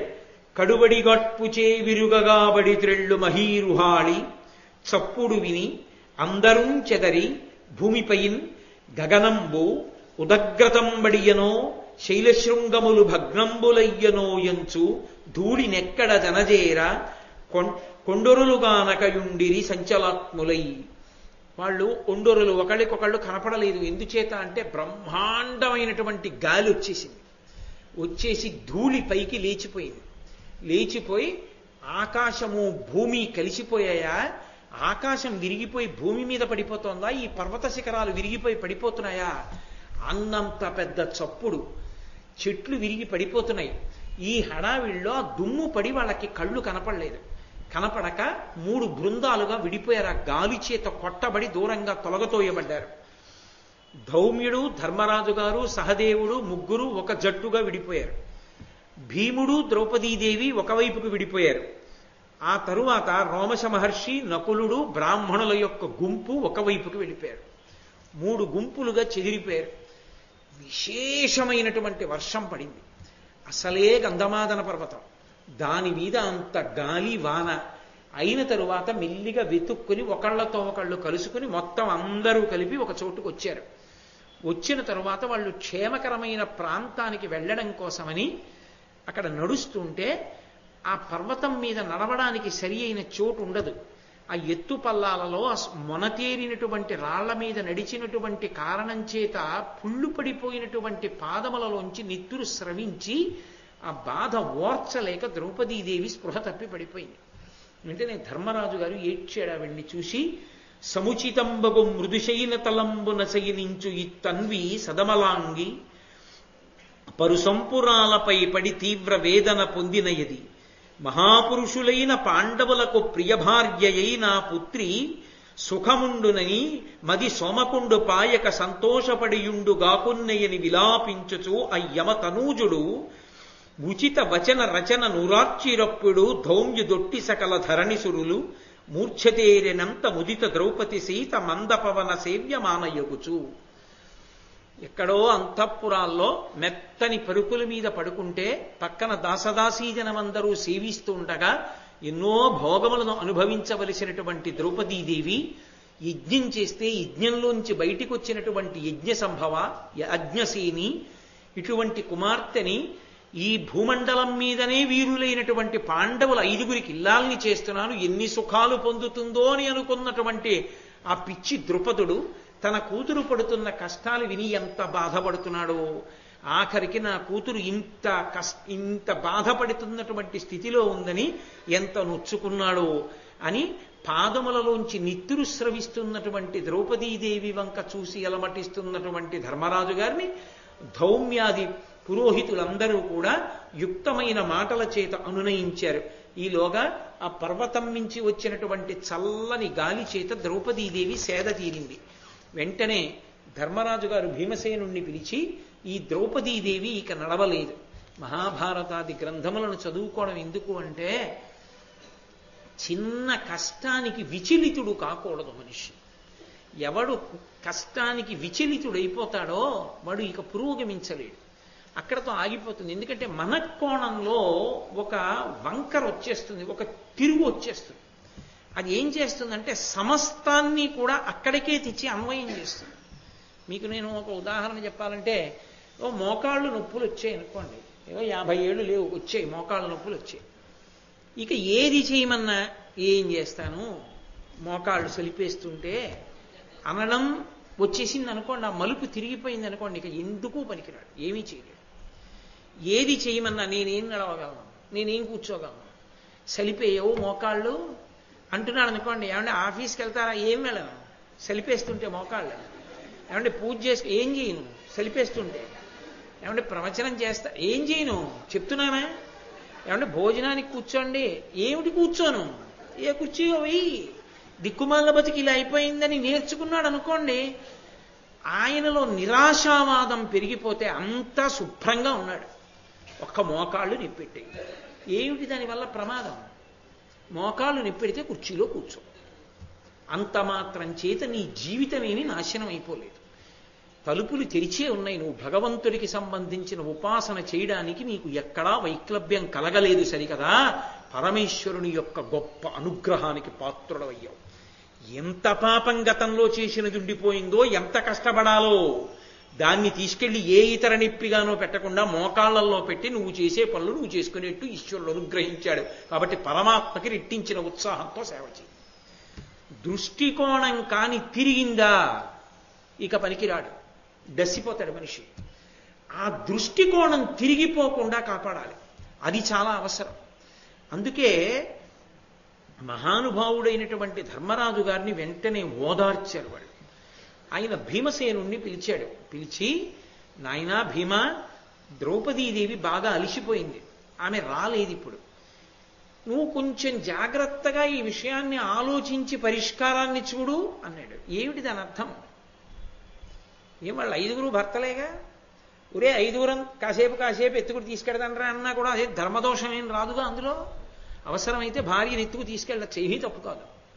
మరి ఏమిటి దోషం, ఎందుకు ఆ మాట అంటే, తన భార్య ద్రౌపదీదేవి పడిపోయింది స్పృహ తప్పి. తాను క్షత్రియుడు కనుక, బలాఢ్యుడు కనుక, తాను భీముడు నకులుడు సహదేవుడు నడుస్తున్నారు, తాము ఉత్సాహంతో నడిచేస్తున్నారు. బ్రాహ్మణులు ఎలా ఉన్నారో చెప్పుకోలేకపోతున్నారేమో. మరి ఇంత పదునైన రాళ్లు తేరిపోయిన కొండ మీద వాళ్ళ పరిస్థితి. ఇవాళ ద్రౌపదిని ఎత్తుకుంటారు, 10 మంది బ్రాహ్మణులు పడిపోతారు, ఎలా ఎత్తుకుంటారు? ఎంతమందిని ఎత్తుకుంటారు? 1000 మందిని తీసుకొచ్చే ముందు వాళ్ళు ఏమన్నారు? నువ్వు నీ తమ్ముళ్ళు ఉండగా మేము యాత్ర చెయ్యాలి కానీ మీరు లేనప్పుడు మేము యాత్ర ఏం చేయగలమయ్యా తీసుకెళ్ళన్నారు. తీసుకెళ్ళన్నప్పుడు అది తెలిసేనా తీసుకెళ్ళాలి. వాళ్ళు పడిపోకుండా యాత్రని రూపకల్పన చెయ్యాలి కానీ రాత్రి పగలు తిప్పేస్తే 3వ రోజు యాత్రలో చెప్పిన కార్యక్రమానికి రావడానికి ఎవడ ఉన్నాడు, అందరూ పడుకుంటారు. వాళ్ళ శరీరాలు తట్టుకునేటట్టు అందరికన్నా బలహీనుడు దేన్ని తట్టుకోగలడో దాన్నే రూపకల్పన చెయ్యాలి కదూ. అలా చేయించాలి యాత్ర. కాబట్టి తీర్థయాత్ర అన్నది ఎలా నడపాలో కూడా ధర్మరాజు గారి సందేశం ఆరణ్యకాండలో. కాబట్టి ఇప్పుడు భీమసేనుడికి అప్పచెప్పాడు. భీమసేనుడికి ఎందుకు చెప్పాలి? ఎవరికి చెప్పాలో వాళ్ళకి చెప్పాలి. అసలు కారుకి ఎన్ని సీట్లు ఉంటాయో, ఇన్నోవాకి ఎన్ని సీట్లు ఉంటాయో, వ్యాన్కి అయితే ఎన్ని సీట్లు ఉంటాయో, బస్సులో ఎన్ని ఉంటాయో తెలియని వాడిని పిలిచి ఓ 10 మంది ఎక్కడానికి ఏమైనా చూడవా అంటే 5 రిక్షాలు పిలుస్తాడు వాడు. ఎవరికి చెప్పాలి? ఏ నానాజీ గారు లాంటి వాడికో చెప్పాలి. చెప్తే వెంటనే దానికి ఏది పనికి వస్తుందో దాన్ని ఎక్కడ నిర్మానుష్యమైన ఎడారిలో కూడా సృజిస్తాడు. కాబట్టి ఎవరి సమర్థతకి తగిన పని వారికి అప్పచెప్పాలని భీముడికి చెప్పాడు ఆయన. వెంటనే భీముడు ఏం చేశాడు? ఇక్కడికొచ్చి ఇంతమందిని ఎత్తుకుని నిరభ్యంతరంగా సంతోషంగా నడిచి వెళ్ళిపోగలిగిన అలవాటు ఉన్న వాళ్ళు ఎవరు? రాక్షసులు ఒక్కళ్లే వెళ్ళగలరు అలాగా. కాబట్టి వాళ్ళు రావాలి. వాళ్ళు ఎందుకు వస్తారు? తనకి రాక్షస బలం ఎక్కడుంది? ఉంది. హిడింబ వలన పొందాడు ఘటోత్కచుణ్ణి. స్మరిస్తే వస్తాను నాన్నగారు అన్నాడు. ఒక్కసారి స్మరించాడు, వచ్చేసాడంతే తన సైన్యం అంతటితోటి. ఏమి నాన్నగారు ఆజ్ఞ అన్నాడు. గురే పడిపోయిందిరా మీ అమ్మ ద్రౌపదీదేవి. అంటే నాన్నగారు అమ్మనేమిటి? ధర్మరాజుని పెదనాయన గారిని, మిమ్మల్ని, నకులుణ్ణి, సహదేవుణ్ణి, ద్రౌపదీదేవిని, ధౌమ్యుణ్ణి, పురోహితుణ్ణి మీరు కబుర్లు చెప్పుకోండి, మంచి విశేషాలు ఆ కొండ మీద తీసుకెళ్తుంటే నేను వింటూ మిమ్మల్ని ఎత్తుకుపోతా, నా మూపున కూర్చోండి మీరు. అది ఘటోత్కచుడి యొక్క విశేషం. ఒక్కరినేమిటి నాన్నగారండి, మీ అందరూ కూర్చోండి. అమ్మేమిటి నాన్నగారు, మీ అందరూ కూడా కూర్చోండి. మా నాన్నగారు పెదనాన్నగారు అనలేదు, చక్కగా నలుగురు కూర్చోండి. అమ్మ కూర్చుంటుంది. మీరు ఒక్కరే వస్తుంటే మళ్ళీ వెనక్కి చూస్తుండాలి, ఆయన ఏదో అక్కడ చెప్పేస్తున్నాడు మనం వింటలేదు, అక్కడ చెప్తున్నాడు అని బాధ ఉంటుంది. అందుకని ధౌమ్యుడిని కూడా కూర్చోబెట్టుకోండి. ధౌమ్యుడు చెప్తూ ఉంటాడు మీకు, అదిగోనయ్యా పర్వత శిఖరం మీద అలా ఇలా అని చెప్తుంటాడు, వింటూరండి. అది ఆయన హృదయం. బ్రాహ్మణుల్ని, మిగిలిన రాక్షసులు ఉన్నారు కదా నా సైన్యం, అందరినీ హాయిగా సౌకర్యంగా ఎక్కించి తీసుకొస్తారు, చక్కగా ఎత్తి అంటే నా ఉద్దేశ్యంలో బహుశా బదరీలో మొట్టమొదట మనుష్యుల్ని మొయ్యడం అనేటటువంటి ప్రక్రియ పాండవులతోనే ప్రారంభమైంది. గోళీలు కట్టి తీసుకెళ్లే ప్రక్రియ ఎక్కడ ప్రారంభం అంటే మొట్టమొదట మొదలుపెట్టిన వాడు ఘటోత్కచుడు. అసలు వాళ్ళు పూజ చేయవలసింది, పతాకం పెట్టుకోవలసింది ఘటోత్కచ పతాకం పెట్టుకోవాలి వాళ్ళు. కాబట్టి ఇప్పుడు వీళ్ళందరినీ ఎత్తుకుని బయలుదేరారు. రోమశ మహర్షిని ఆయన్ని కూడా ఎక్కమన్నారు. ఆయన అన్నాడు, అక్కర్లేదయా నాకు ఈ తీర్థయాత్రలు అలవాటే, సిద్ధులు వెళ్లే యోగ మార్గంలో పెడతాను నేను అన్నాడు. అప్పటి వరకు ఎందుకు వెళ్ళాడు? వీళ్లతో చెప్పాలి కాబట్టి వెళ్ళలేదు. ఇప్పుడు తప్పలేదు కాబట్టి అలా వెళ్ళాలి. ఇన్ని యాత్రలు చేస్తే పడిపోని వాళ్ళు బదరీ యాత్ర దగ్గరికి ఎడుతున్నప్పుడు మాత్రం గంధమాదన పర్వతం దగ్గరికి వచ్చేటప్పటికి వాహనాలు ఎక్కవలసి వచ్చింది. ఎన్ని యాత్రలైనా చేస్తావేమో కానీ బదరీ దగ్గరికి వెళ్ళేటప్పటికి డోడీలు ఎక్కడాలు, గుర్రాలు ఎక్కడాలు, కేదారు, బదరీ రెండింటికి తప్పవని ఆనాడే నిర్ణయం అయిపోయింది. కాబట్టి ఇప్పుడు ఘటోత్కచుని యొక్క సైన్యం అంతా తీసుకెడుతున్నారు వాళ్ళని గంధమాదన పర్వతం మీదకి. వెళ్ళారు, బదరీ క్షేత్రానికి వెళ్ళారు. చక్కగాను అక్కడ నరనారాయణులు తపస్సు చేసినటువంటి ప్రదేశాన్ని చూశారు. ఎంతో సంతోషంగా వాళ్ళు అక్కడ ఉండేటటువంటి సరోవరాల్లో, తీర్థాల్లో స్నానం చేస్తూ పరమేశ్వరుణ్ణి దర్శనం చేసుకుంటూ పుణ్యకార్యాలు చేస్తూ ఉన్నారు. ఆ బదరిలో రత్నాలతో కూడుకున్నటువంటి అరుగులున్నాయిట, అలగులు. గంధమాదన మహాధరణీధర సానురత్నవేదుల పవమాననందనుడును ద్రౌపదియున్ విహరించుచున్నచో లలిత సహస్రపత్ర కమలంబు సమీర విధూతమై మహీతలముపయిన్ వడింబడియే తద్దయుబుల్పగ వరిముందటన్. రత్నాలతో తాపడం చేయబడినటువంటి ఒక అరుగు మీద పాండవులలో భీమసేనుడు, ద్రౌపదీదేవి కూర్చుని ఏదో మాట్లాడుకుంటూ ఉండగా, దూరంగా ఉన్నటువంటి అరుగుల మీద ఇతర పాండవులందరూ కూర్చుని ఉండగా బ్రాహ్మణులు, ధౌమ్యుడు, రోమశ మహర్షి వీళ్ళు మాట్లాడుతుంటే భీమసేనుడు, ద్రౌపదీదేవి ఎక్కడ కూర్చుని మాట్లాడుకుంటున్నారో అక్కడికి 1000 బంగారు రేకులతో కూడుకుని అపారమైనటువంటి సుగంధంతో కూడుకున్నటువంటి ఒక తామర పువ్వు వచ్చి అక్కడ పడింది. వెంటనే ద్రౌపదీదేవి వంగి ఆ తామర పువ్వుని పైకెత్తి చూసింది. వైఢూర్యములతో కూడుకున్నటువంటి నాళముతో ఉండి 1000 బంగారు రేకులతో ఉండి అపారమైన సుగంధాన్ని విరజిమ్ముతోంది ఆ పద్మం. ద్రౌపదీదేవి చూసింది, అబ్బా నేను ఎప్పుడూ చూడలేదు ఇటువంటి పుష్పం. సహస్రపత్రములతో కూడుకున్నటువంటి కమలం. భీమసేన, ఇది గాలికి ఎక్కడి నుంచో వచ్చి పడింది, మీరు నాకు ఇలాంటి పువ్వులు కొన్ని తెచ్చిపెడుదురు అంది.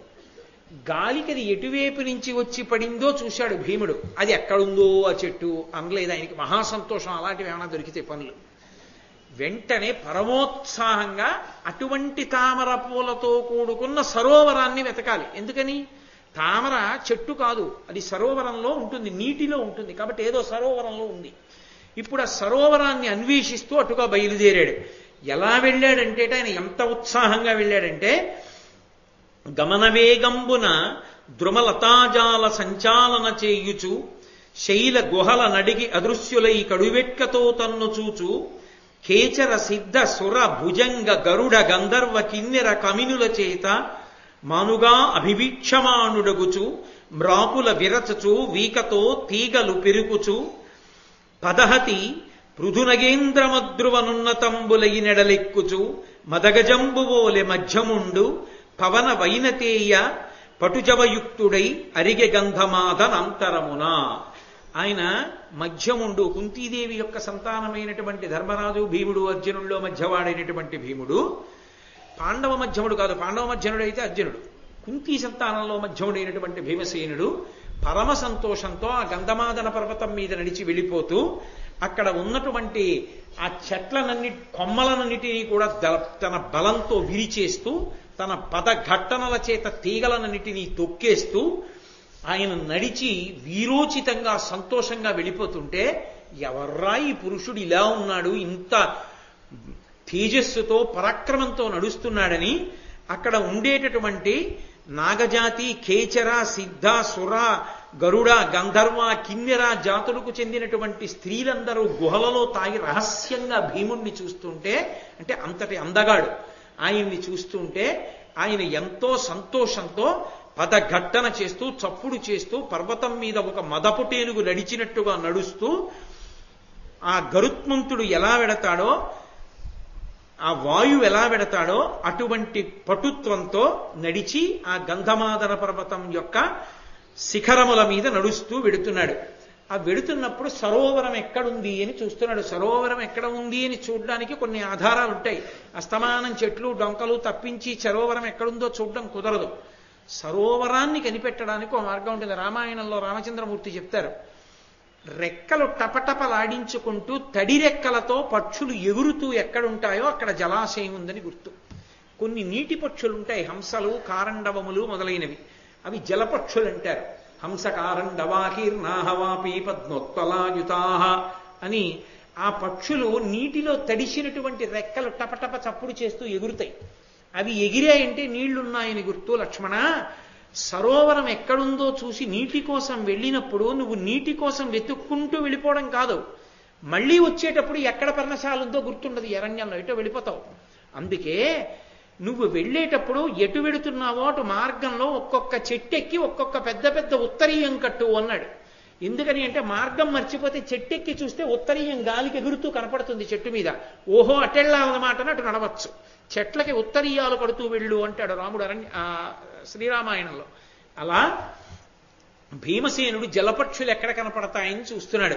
తడిరెక్కలతో కూడుకున్నటువంటి కొన్ని పక్షులు ఎగురుతున్నాయి. అటువైపుగా వెళ్ళి చూశాడు. ఒక కొలను కనపడింది. దాని చుట్టూ చీకటి చెట్లు, గిరకతాడి, అరిటి మొదలైనటువంటి చెట్లు కనపడ్డాయి. ఆ కొలనులో దిగి యథేచ్ఛగా స్నానం చేసి నీళ్లు తాగి అక్కడ ఉన్న కలవపూలు కొన్ని పీకి వాటి యొక్క నాళములతోటే దండగుచ్చుకుని మెళ్ళో వేసుకున్నాడు. ఎందుకు ఆ సరదా అంటే, నా కుండలి, నా మకుటి, నాస్రగ్వి, నాల్పభోగవాన్, నా హస్తాభరణో నాపి విద్యతే నాప్యనాత్మవాన్ అని పురుషుడు పూలదండ లేకుండా ఉండకూడదు. అసలు ఇంటి దగ్గరున్నా, వీధిలో తిరుగుతున్నా, ఆఫీస్కి వెళ్ళినా మెళ్ళో ఓ పూలదండ ఉండాలి అసలు శాస్త్ర ప్రకారం అయితే. కాబట్టి మెళ్ళో ఒక పూలదండ వేసుకుని ఆయన సంతోషంగా బయటికి వచ్చి నడుస్తున్నాడు. నడుస్తూ శంఖం పూరించినటువంటి ధ్వనికి, అంటే భీముడు పూరించినటువంటి శంఖ ధ్వనికి అక్కడ ఉన్నటువంటి ప్రాణులన్నీ కూడా కలత చెందాయి ఒక్కసారి. ఎందుకని? భీముడు పూరించినటువంటి శంఖం ఎలా ఉందంటేట ఇంద్రుడు వజ్రాయుధాన్ని ప్రయోగించినప్పుడు ఒక్కసారి 100 పిడుగులు పడితే ఎలా ఉంటుందో అటువంటి ధ్వనొచ్చింది. అన్ని ప్రాణులు అదిరిపడ్డాయి. ఆ గంధమాదన పర్వతం మీదే ఒక పర్వత గుహలో ఒక మహానుభావుడు పడుకునున్నాడు. ఒక మహావానరం ఒకటి పడుకుంది. ఆయన ఉలిక్కి పడి లేచాడు. ఎవడురా ఇంత శంఖాన్ని పూరించినవాడు ఈ పర్వతం మీదకి వచ్చి అనుకున్నాడు. అనుకుని ఊరే చాలా ప్రీతి కలుగుతోందిరా, ఎందుకో శబ్దం వింటే ఎవడో బంధువు, నాకు సోదరతుల్యుడైన వాడు వస్తున్నాడు అనుకున్నారు. ఆయనే మహానుభావుడైనటువంటి స్వామి హనుమ. ఇప్పటికీ గంధమాదన పర్వతం మీదే విహరిస్తూ ఉంటారు ఆయన. ఆయన ఆ గుహలో పడుకుని ఉన్నారు. వస్తున్నవాడు తన సోదరుడే అని గుర్తించారు. గుర్తించి ఏం చేస్తాడో చూద్దాం. పెద్ద పెద్ద మహావృక్షాలను పెకలించి ఆ నడిచి వెళ్ళడానికి సన్నటి కాలిబాటు ఉంది, దానికి అడ్డుగా చెట్లు పడేసి మహావృద్ధుడైపోయిన వాడిలా వేషం కట్టి తోక అడ్డంగా పడేసి పడుకున్నారు.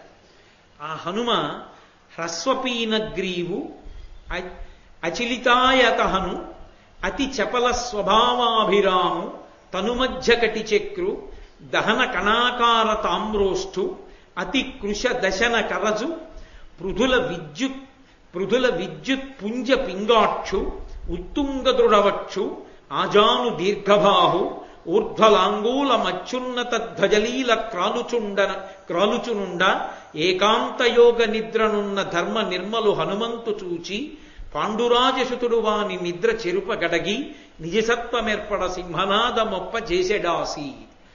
ఆ స్వామి హనుమ ఈ కంఠం కురచగా ఇలా కలిసిపోయినట్టుగా ఉండి, అంటే బాగా పొడుగ్గా ఉన్న కంఠం కాకుండా అతి చపల స్వభావాభిరాముడు, ఎప్పుడూ చంచల స్వభావంతో అటు ఇటు కదిలిపోయేటటువంటి వానర స్వరూపంతో, గుండ్రగా ఉన్నటువంటి నడుంతో, నిప్పు ఎలా ఉంటుందో అటువంటి ఎర్రటి పెదవితో, బాగా సన్నగా వాడిగా ఉన్నటువంటి, ఇలా ముట్టుకుంటే కొరికితే తెగిపోయేటట్టుగా ఉన్నటువంటి దంత పంక్తితో, అంత వాడిగా ఉన్నటువంటి గోళ్లతో, అలాగే విశేషమైనటువంటి బంగారు రంగు మెరిసిపోతుంటే తప్తమైన బంగారం ఎలా ఉంటుందో ఆ బంగారం కరిగిన కాంతి వస్తోందా అన్నట్టుగా 2 కన్నులు బంగారు రంగుతో ఉన్నటువంటి వాడు, విశాలమైనటువంటి బాగా పైకి ఎత్తుగా వచ్చి విశాలమైన వక్షస్థలం ఉన్నటువంటి వాడు, మోకాళ్ల వరకు వ్రేలాడుతున్నటువంటి చేతులున్నవాడు, ఏదో పెద్ద ధ్వజం ఎగరేశారా అన్నట్టుగా వెనక నుంచి ఇలా పైకి లేచి తల మీద చుట్టుకున్నటువంటి పైకి తిరిగినటువంటి తోక ఉన్నటువంటి వాడు, అడ్డంగా దారికి పడుకుని నిద్రపోతున్నవాడిలా, యోగ నిద్రలో ఉన్నవాడిలా పడుకునుంటే అటుగా వచ్చినటువంటి పాండురాజసుతుడైనటువంటి భీమసేనుడు చూసి, ఎవరురా ఈ కోతి, పెద్ద కోతి అడ్డంగా పడుకుందని దాన్ని ఒక్కసారి అదల్చి లేపుదామని ఒక్కసారి శంఖం తీసుకుని పెద్ద శబ్దం చేశాడు. ఒక్కసారి ఉలిక్కి పడి లేచిన వాళ్ళ కళ్ళు తెరిచి చూసి, ఏదో ఇంట్లో కాలింగ్ బెల్ కొడితే బట్ట ఉయ్యాల్లో ఉన్న పిల్లాడు ఇలా అన్నట్టు ఉలిక్కి పడినట్లు నటించి హనుమ ఆ భీమసేనుడితో అంటున్నారు, అతి జరారోగ భరమున నలసి యొలసి యొదిగి సుఖనిద్రమై నిట్టులున్నవాని కడు మదంబున ఏమియు కరుణలేక ఏల బోధించి తయ్యని విరిగి ఎరిగి. ఏమయ్యా, చాలా ముసలివాణ్ణి, రోగభారంతో ఉన్నవాణ్ణి, నిద్ర లేస్తే రోగభారం అని ఇప్పి తెలుస్తుంది, ఏదో నిద్రపోతే ఇంకా గొడవ తెలియదు. ఆ వయోభారంతో రోగంతో ఉండి ఏదో నిద్ర పట్టింది కదా అనుకుని పడుకున్నాను. ఇలాగా ఎక్కడి నుంచి వచ్చావయ్యా, నిద్ర పాడు చేశావో, నిద్రపోతున్న వాడిని లేపకూడదు. శాస్త్రంలో ఈశ్వర కార్యం చెప్పకుండా లేపకూడదు. ఎందుకంటే నిద్ర బ్రహ్మజ్ఞానమునందు సమాధి స్థితికి ప్రతీక. కారణం చెప్పి లేపాలి. కారణం ఏదో కారణం చెప్పకూడదు, ఈశ్వర సంబంధం చెప్పాలి. అందుకే పిల్లల్ని చదువుకోవడానికి నిద్ర లేపినా లేవురే చదువుకో అని చెప్పకూడదు. నాన్న సూర్యోదయం ఇంకొక గంటన్నరలో జరుగుతుంది, లేచి పరమేశ్వరుడికి నమస్కారం చేసి సరస్వతీ సేవగా చదువుకోవాలి, విద్యాభ్యాసం చేయాలి, లే అన్నారు. అది ఉత్తమమైన ప్రక్రియ. తల్లిదండ్రులు బిడ్డల్ని లేపడంలో వాళ్ళ సంస్కారం తెలుస్తుంది. కౌసల్యా సుప్రజారామ పూర్వా సంధ్యా ప్రవర్తతే ఉత్తిష్ట నరసార్తూల కర్తవ్యం దైవమాన్హికం. నిద్ర లేపితే అలా లేపాలందుకే. కాబట్టి నిద్రపోతున్న వాడిని లేపావు కదయా, ఇది మదం కాదు, భూతదయ లేదు నీకు?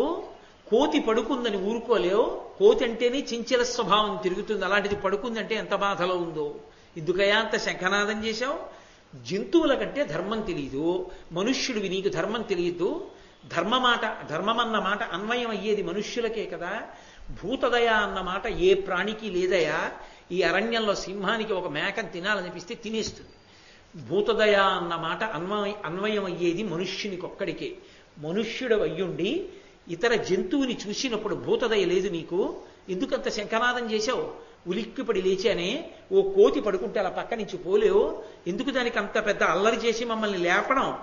ఏమి అల్ప జంతువులు దద్దరిల్లిపోయేటట్టు ఒక కోతిని లేపడానికి అంత పెద్ద శంఖనాదం చెయ్యాలా? ఏమయ్యా, మనుష్యుడివై పుట్టి బలపరాక్రమాలు ఉన్నాయి కదా అని నీ ఇష్టం వచ్చినట్లు ప్రవర్తిస్తావా? అపారమైన శక్తులున్నవారు తప్ప ఈ గంధమాదన పర్వతం మీద తిరగలేరు. తెలిసో తెలియకో వచ్చావు. ఇక్కడ ఏదైనా తినడం కానీ తాగడం కానీ చాలా విశేషం. నీకు దొరికిన దుంపలు వేళ్ళు తిని తేనె తాగి సరోవరంలో స్నానం చేసి వచ్చిన దారిన బ్రతికిపోతావు. కాబట్టి ఇక అల్లరి చెయ్యకు, నేను చెప్పిన మాట విను. హితవు చెప్తున్నాను. నిన్ను చూస్తే ఎందుకో నెయ్యం కలుగుతోంది, సమరసభావం కలిగింది, అందుకు చెప్పా మంచి మాటలు అన్నారు. అంటే భీముడు అన్నాడు, నేనెవరో తెలుసా? పాండురాజకుమారుణ్ణి, వాయుపుత్రుణ్ణి. వాయువు యొక్క అనుగ్రహం చేత కుంతీదేవి యందు జన్మించిన వాణ్ణి. నన్ను భీమసేనుడు అంటారు. నేను ఒక పని మీద ఇలా వెడుతున్నాను. ఏమిటి పని? ద్రౌపదీదేవి అడిగింది కాబట్టి సరోవరంలో ఉన్న సౌగంధికా పుష్పములను తీసుకురావాలి. నేను పని మీద వెడుతున్నాను. అడ్డంగా పడుకున్నావు. నువ్వు మర్యాదగా అడ్డం లేచిపోతావా? అడ్డం లేవకపోతే ఒకనాడు 100 యోజనముల సముద్రాన్ని లంఘించినటువంటి స్వామి హనుమల నిన్ను కొండని కూడా దూకనా అన్నాడు. అబ్బో చాలా పెద్ద కబుర్లు చెప్తున్నావయ్యో. 100 యోజనముల సముద్రాన్ని లంఘించారా హనుమ? ఎందుకు సముద్రాన్ని దూకడం? ఎందుకు హనుమ? ఏదో ఒక్కసారి చెప్పు నాకు, ఎందుకు లంఘించారో అన్నారు. ఆయనే కదూ అంటే భీమసేనుడు చెప్తున్నాడు. ఇక్ష్వాకు వంశంలో పుట్టినటువంటి దశరథనయుడైనటువంటి రామచంద్రమూర్తి తన తండ్రిని సత్యవాక్యమునందు నిలబెట్టడం కోసం తన భార్య అయిన సీతమ్మతో సోదరుడైన లక్ష్మణస్వామితో కలిసి 14 సంవత్సరములు అరణ్యవాసాన్ని చేయడానికి వెళ్ళిపోతే జనస్థానంలో రామచంద్రమూర్తి లక్ష్మణస్వామి లేని సమయం చూసి ధూర్తుడైనటువంటి రావణాసురుడు సీతమ్మని అపహరించి తీసుకెళ్లి కాంచనలంకలో బంధిస్తే ఆ సీతమ్మ జాడ కనిపెట్టడానికి అన్ని దిక్కులకి వానరములకు వెడితే దక్షిణ దిక్కుకు వెళ్ళినటువంటి వానరములలో హనుమ ఆనాడు 100 యోజనముల సముద్రాన్ని ఒక్కసారి లంఘించి వెళ్ళి అశోకవనంలో ఉన్న సీతమ్మ తల్లి జాడ కనిపెట్టి వచ్చారని శ్రీరామాయణంలో చెప్తుంటారు కదా. ఆ హనుమ ఎలా లంఘించారో నేను అలా లంఘిస్తాను, నిన్ను కొండని కూడా. ఏమనుకుంటున్నావో తెలుసా అంటే ఆయన అన్నాడు, అబ్బో అంతటి మహావీరుడు నాయన, నాకు తెలియలేదు. హనుమంత గొప్పవారా? నువ్వు అంత గొప్పవాడివా? సరే, అంత అల్లరెందుకు, అంతంత దూకులవి ఎందుకు? కానీ దూకులు వద్దు, శంఖనాదం వద్దు. పెద్దవాణ్ణి కదూ, నా తోక నేను పక్కకి తప్పించలేను. ఆ తోక కొంచెం తీసి పక్కన పడేసి వెళ్ళిపో. తోక తీయడమే కదా కోతి, తీస్తానని చెప్పి ఆ గద పక్కన పెట్టి ఏపున 2 చేతులను నిమ్ముగబట్టి అమర్చి ఎత్తగా నోపక మొగ్గతిల్లబడి యుద్గత ఘర్మ జలార్ధ్రదేహుడై కాపురుషుండువోల నిజగర్వము దక్కి ఎడంగియుండె చింతాపరుడై వృకోదరుడు తద్దయు లజ్జ నధోముఖంబుతోన్. నన్నయ్య గారు అద్భుతమైనటువంటి శాబ్దిక ప్రత్యక్ష ప్రసారం చేశారు. ఆ భీముడు ఆ తోక పట్టుకుని పైకి ఎత్తి కదు పక్కన పెట్టాలి. అందుకుని ఏపున 2 చేతులను ఇమ్ముగ పట్టి అమర్చి ఒంగుని ఆ తోక ఇలా పట్టుకుని బాగా ఇమడలేదు, గట్టిగా పట్టుకోవాలి కదా, అందుని వదిలి మళ్ళీ ఇలా 2 చేతులతో పట్టుకుని బాగా 2 చేతుల్లోకి వెళ్ళిందో లేదో చూసుకుని ఒక్కసారి ఊపిరి బాగా పీల్చి దాన్ని అమర్చి ఎత్తగా హోప్ అన్నారు. అంటే తోక లేవలేదు సరికదా, ఆ తోక లేస్తుందని ఆయన అనుకున్నాడు. లేవకపోవడంలో బలం వ్యతిరిక్త కోణంలో పనిచేసి బోర్లా పడిపోయాడు. ఓపక మొగ్గతిల్లబడి ఉద్గత ఘర్మ జలార్ధ్రదేహుడై ఒళ్ళంతా చెమట పట్టేసింది. కాపురుషుండుబోల నిజ గర్వము దక్కి ఎడంగియుండే. సామాన్యమైన వాడు ఎలా గర్వం పోయి నిలబడిపోతాడో అలా కాపురుషుండువోలే నిజగర్వము దక్కి అడంగి ఉండే చింతాపరుడై వృకోదరుండు. సిగ్గుపడిపోయిన వాడై ఆ వృకోదరుడు చింతతో అలా నిలబడిపోయాడు. లజ్జనధోముఖంబునన్ తలదించుకుని నించున్నాడు. అనగానే స్వామి హనుమ చూసి అన్నారు, నరసురస్తుత్యమై ఎంతకాలంబు నా కీర్తి నిలుచు, నిరతంబుగా అంతకాలమున్ నీవు నిచ్చుండవగుచు, బరగుమని వరము దగదయించేసి ప్రభుడుర్వియల్ల సరి 11,000 ఏండ్లేలిచనియతాదివికి. ఓయ్ భీమసేన, 11,000 సంవత్సరములు ఈ భూమండలం మీద రాజ్యం చేసి రామరాజ్యాన్ని స్థాపించి తాను ఈ భూమండలాన్ని విడిచిపెట్టి స్వర్గలోకానికి వెళ్ళిపోతూ రామచంద్ర ప్రభువు నా దగ్గరికి వచ్చి, ఓ హనుమ, నా కథ నా కీర్తి ఈ భూమండలంలో ఎంతకాలం ఉంటుందో అంతకాలం నువ్వు చిరంజీవివై ఉండు అని నన్ను ఆశీర్వదించారు. కాబట్టి నేను ఈ గంధమాదన పర్వతం మీద గుహలో పడుకుని ఉంటాను. ఓ భీమసేన, నేనే హనుమంతుణ్ణి. హనుమ 100 యోజనములు దాటారన్నావే, నేనే. నువ్వు నాకు సోదరుడివి, మన ఇద్దరం వాయుపుత్రులం. కాబట్టి నిన్ను చూడడం వల్ల నేను చాలా ధన్యుణ్ణయ్యానయ్యా, చాలా సంతోషం పొందాను. భీముడు కూడా అన్నాడు, మహానుభావ, మీ వంటి వారి దర్శనం అవడం అంటే మాటలా? అందుకొచ్చింది ఆ సౌగంధికా పుష్పం. దేవతలు ఏది చేసినా పాండవుల ఉన్నతికే చేస్తారు. ఎక్కడ ధర్మం ఉందో అక్కడ అనుగ్రహం ఉంటుంది. గాలికి పువ్వు వచ్చినా అనుగ్రహానికే వస్తుంది అని భీమసేనుడు తను ధన్యుడనయ్యానని ప్రకటించి, ఏది ఒక్కసారి 100 యోజనములు దాటినప్పుడు రాక్షసులతో యుద్ధం చేసినప్పుడు మీ ఆకారం పరమ భీకరంగా ఉంటుందని విన్నాను, ఒక్కసారి నాకు ఆ ఆకారం చూపెట్టవలసింది అన్నారు. అంటే హనుమ అన్నారు, ఎప్పటి త్రేతాయుగంలో రామచంద్రమూర్తి పరిపాలన, ఎప్పుడు సీతమ్మ కోసం సముద్రం దాటాను, ఎప్పటి ద్వాపర యుగం ఇది, యుగాలు మారిపోయాయి, ఇప్పుడు అప్పటి రూపం ఎప్పటిదో ఇప్పుడు చూపించమంటే ఏం చూపిస్తానయ్యా, ప్రతి యుగానికి ధర్మమే మారిపోతోంది అన్నారు. అంటే భీముడు అన్నాడు, ధర్మం మారుతోందా? మీరు త్రేతాయుగంలో ఉన్నారు, ద్వాపర యుగంలో ఉంటారు, కలియుగంలో కూడా ఉంటారు, చిరంజీవి కనుక. కాబట్టి మీరు నాకు ఒక్కసారి ఆ యుగాల ధర్మాల గురించి చెప్తురు అని అడిగాడు. ఆ సంప్రదాయాలు, ఆ అనుష్ఠానాలు ఎలా ఉంటాయో చెప్పండి అన్నాడు. అంటే స్వామి హనుమ, కృతమకాని కర్తవ్యంబు కృతయుగంబునందు లేదు, చతుష్పాదమగుచు ధర్మమనగ వర్తిల్లు, అచ్యుతుండ యుగమున శుక్లవర్ణుడై ప్రజల గాచుచు వెలుంగు. 4 పాదముల మీద ధర్మం నడుస్తుంది. చేసేవాళ్లే తప్ప ఇలా చెయ్యాలని చెప్తే చెయ్యబడకుండా ఉన్నది కృతయుగంలో ఉండదు. ఇలా చెయ్యాలి అని ఒకడు చెప్పడం, అది చేసినవాడు కనబడకపోవడం కృతయుగంలో ఉండదు. ఏది చెప్పబడిందో అదంతా చేయబడిందే. చేయబడనిది, చెప్పబడినది కృతయుగంలో ఉండదు. అంటే ఏవేవి వేదముల యందు చెప్పబడ్డాయో అన్నీ చెయ్యబడి ఉంటాయి. అది కృతయుగం అంటే 4 పాదములతో ధర్మం నడుస్తుంది. అప్పుడు శుక్లవర్ణుడై తెల్లటి రంగుతో శ్రీ మహావిష్ణువు కృతయుగంలో లోకాన్ని రక్షిస్తారు. త్రేతాయుగంలో శ్రీ మహావిష్ణువు ఎర్రని వర్ణాన్ని పొంది ఉంటారు. ధర్మం 3 పాదముల మీదే నడుస్తుంది. ద్వాపర యుగంలో 2 పాదాల మీదే నడుస్తుంది. నీలవర్ణంలో రక్షిస్తూ ఉంటాడు కృష్ణ పరమాత్మ. నీలవర్ణంలో నల్లని వాడై రక్షిస్తూ ఉంటాడు. అప్పటికే సత్యం పలకరు ప్రజలు. అంతరింద్రియ నిగ్రహం నశించిపోతుంది ద్వాపర యుగానికే. ఇక కలియుగం వచ్చేటప్పటికి ధర్మం 1 పాదం మీద నడుస్తూ ఉంటుంది. శ్రీ మహావిష్ణువు పసుపు వర్ణంతో ఉంటారు, ఉండి లోకములను పరిపాలన చేస్తూ ఉంటారు. కలియుగంలో అరిషడ్వర్గములు విశేషముగా విజృంభణాన్ని పొంది ఉంటాయి. కామక్రోధ లోభ మదమోహమాత్సర్యముల చేత ప్రజలు వాటికి వశులై చాలా ధర్మవిరుద్ధమైనటువంటి జీవనంలో ఉంటారు. ఎక్కడ తపస్సు, దానములు ఇవి కనపడవు. కానీ కలియుగానికి ఒక ప్రత్యేకత ఉన్నది. కలియుగంలో చేసినది చిన్న పుణ్యమైనా సరే చాలా విశేష పుణ్యంగా చెప్పబడుతుంది. మిగిలిన యుగాలకు ఆ లక్షణం లేదు. కలియుగంలో చిన్న పుణ్యం చేసినా చాలా గొప్పదిగా లెక్కలోకి తీసుకుంటారు. ఆఖరికి పుణ్యం చెయ్యాలని త్రికరణ శుద్ధిగా అనుకున్నా సరే చేసేశాడని వేస్తాడు. అంత గొప్ప కాలమయ్యా కలియుగం. సాధకులైన వారికి, భక్తులైన వారికి మాత్రం పంట పండుతుంది కలియుగంలో. అందుకనే అది అందరినీ పాడు చేసేది కాదు. అటువంటి యుగం కలియుగం రాబోతోందని, నా నిజస్వరూపం చూపించమన్నావు కదూ, చూడమని.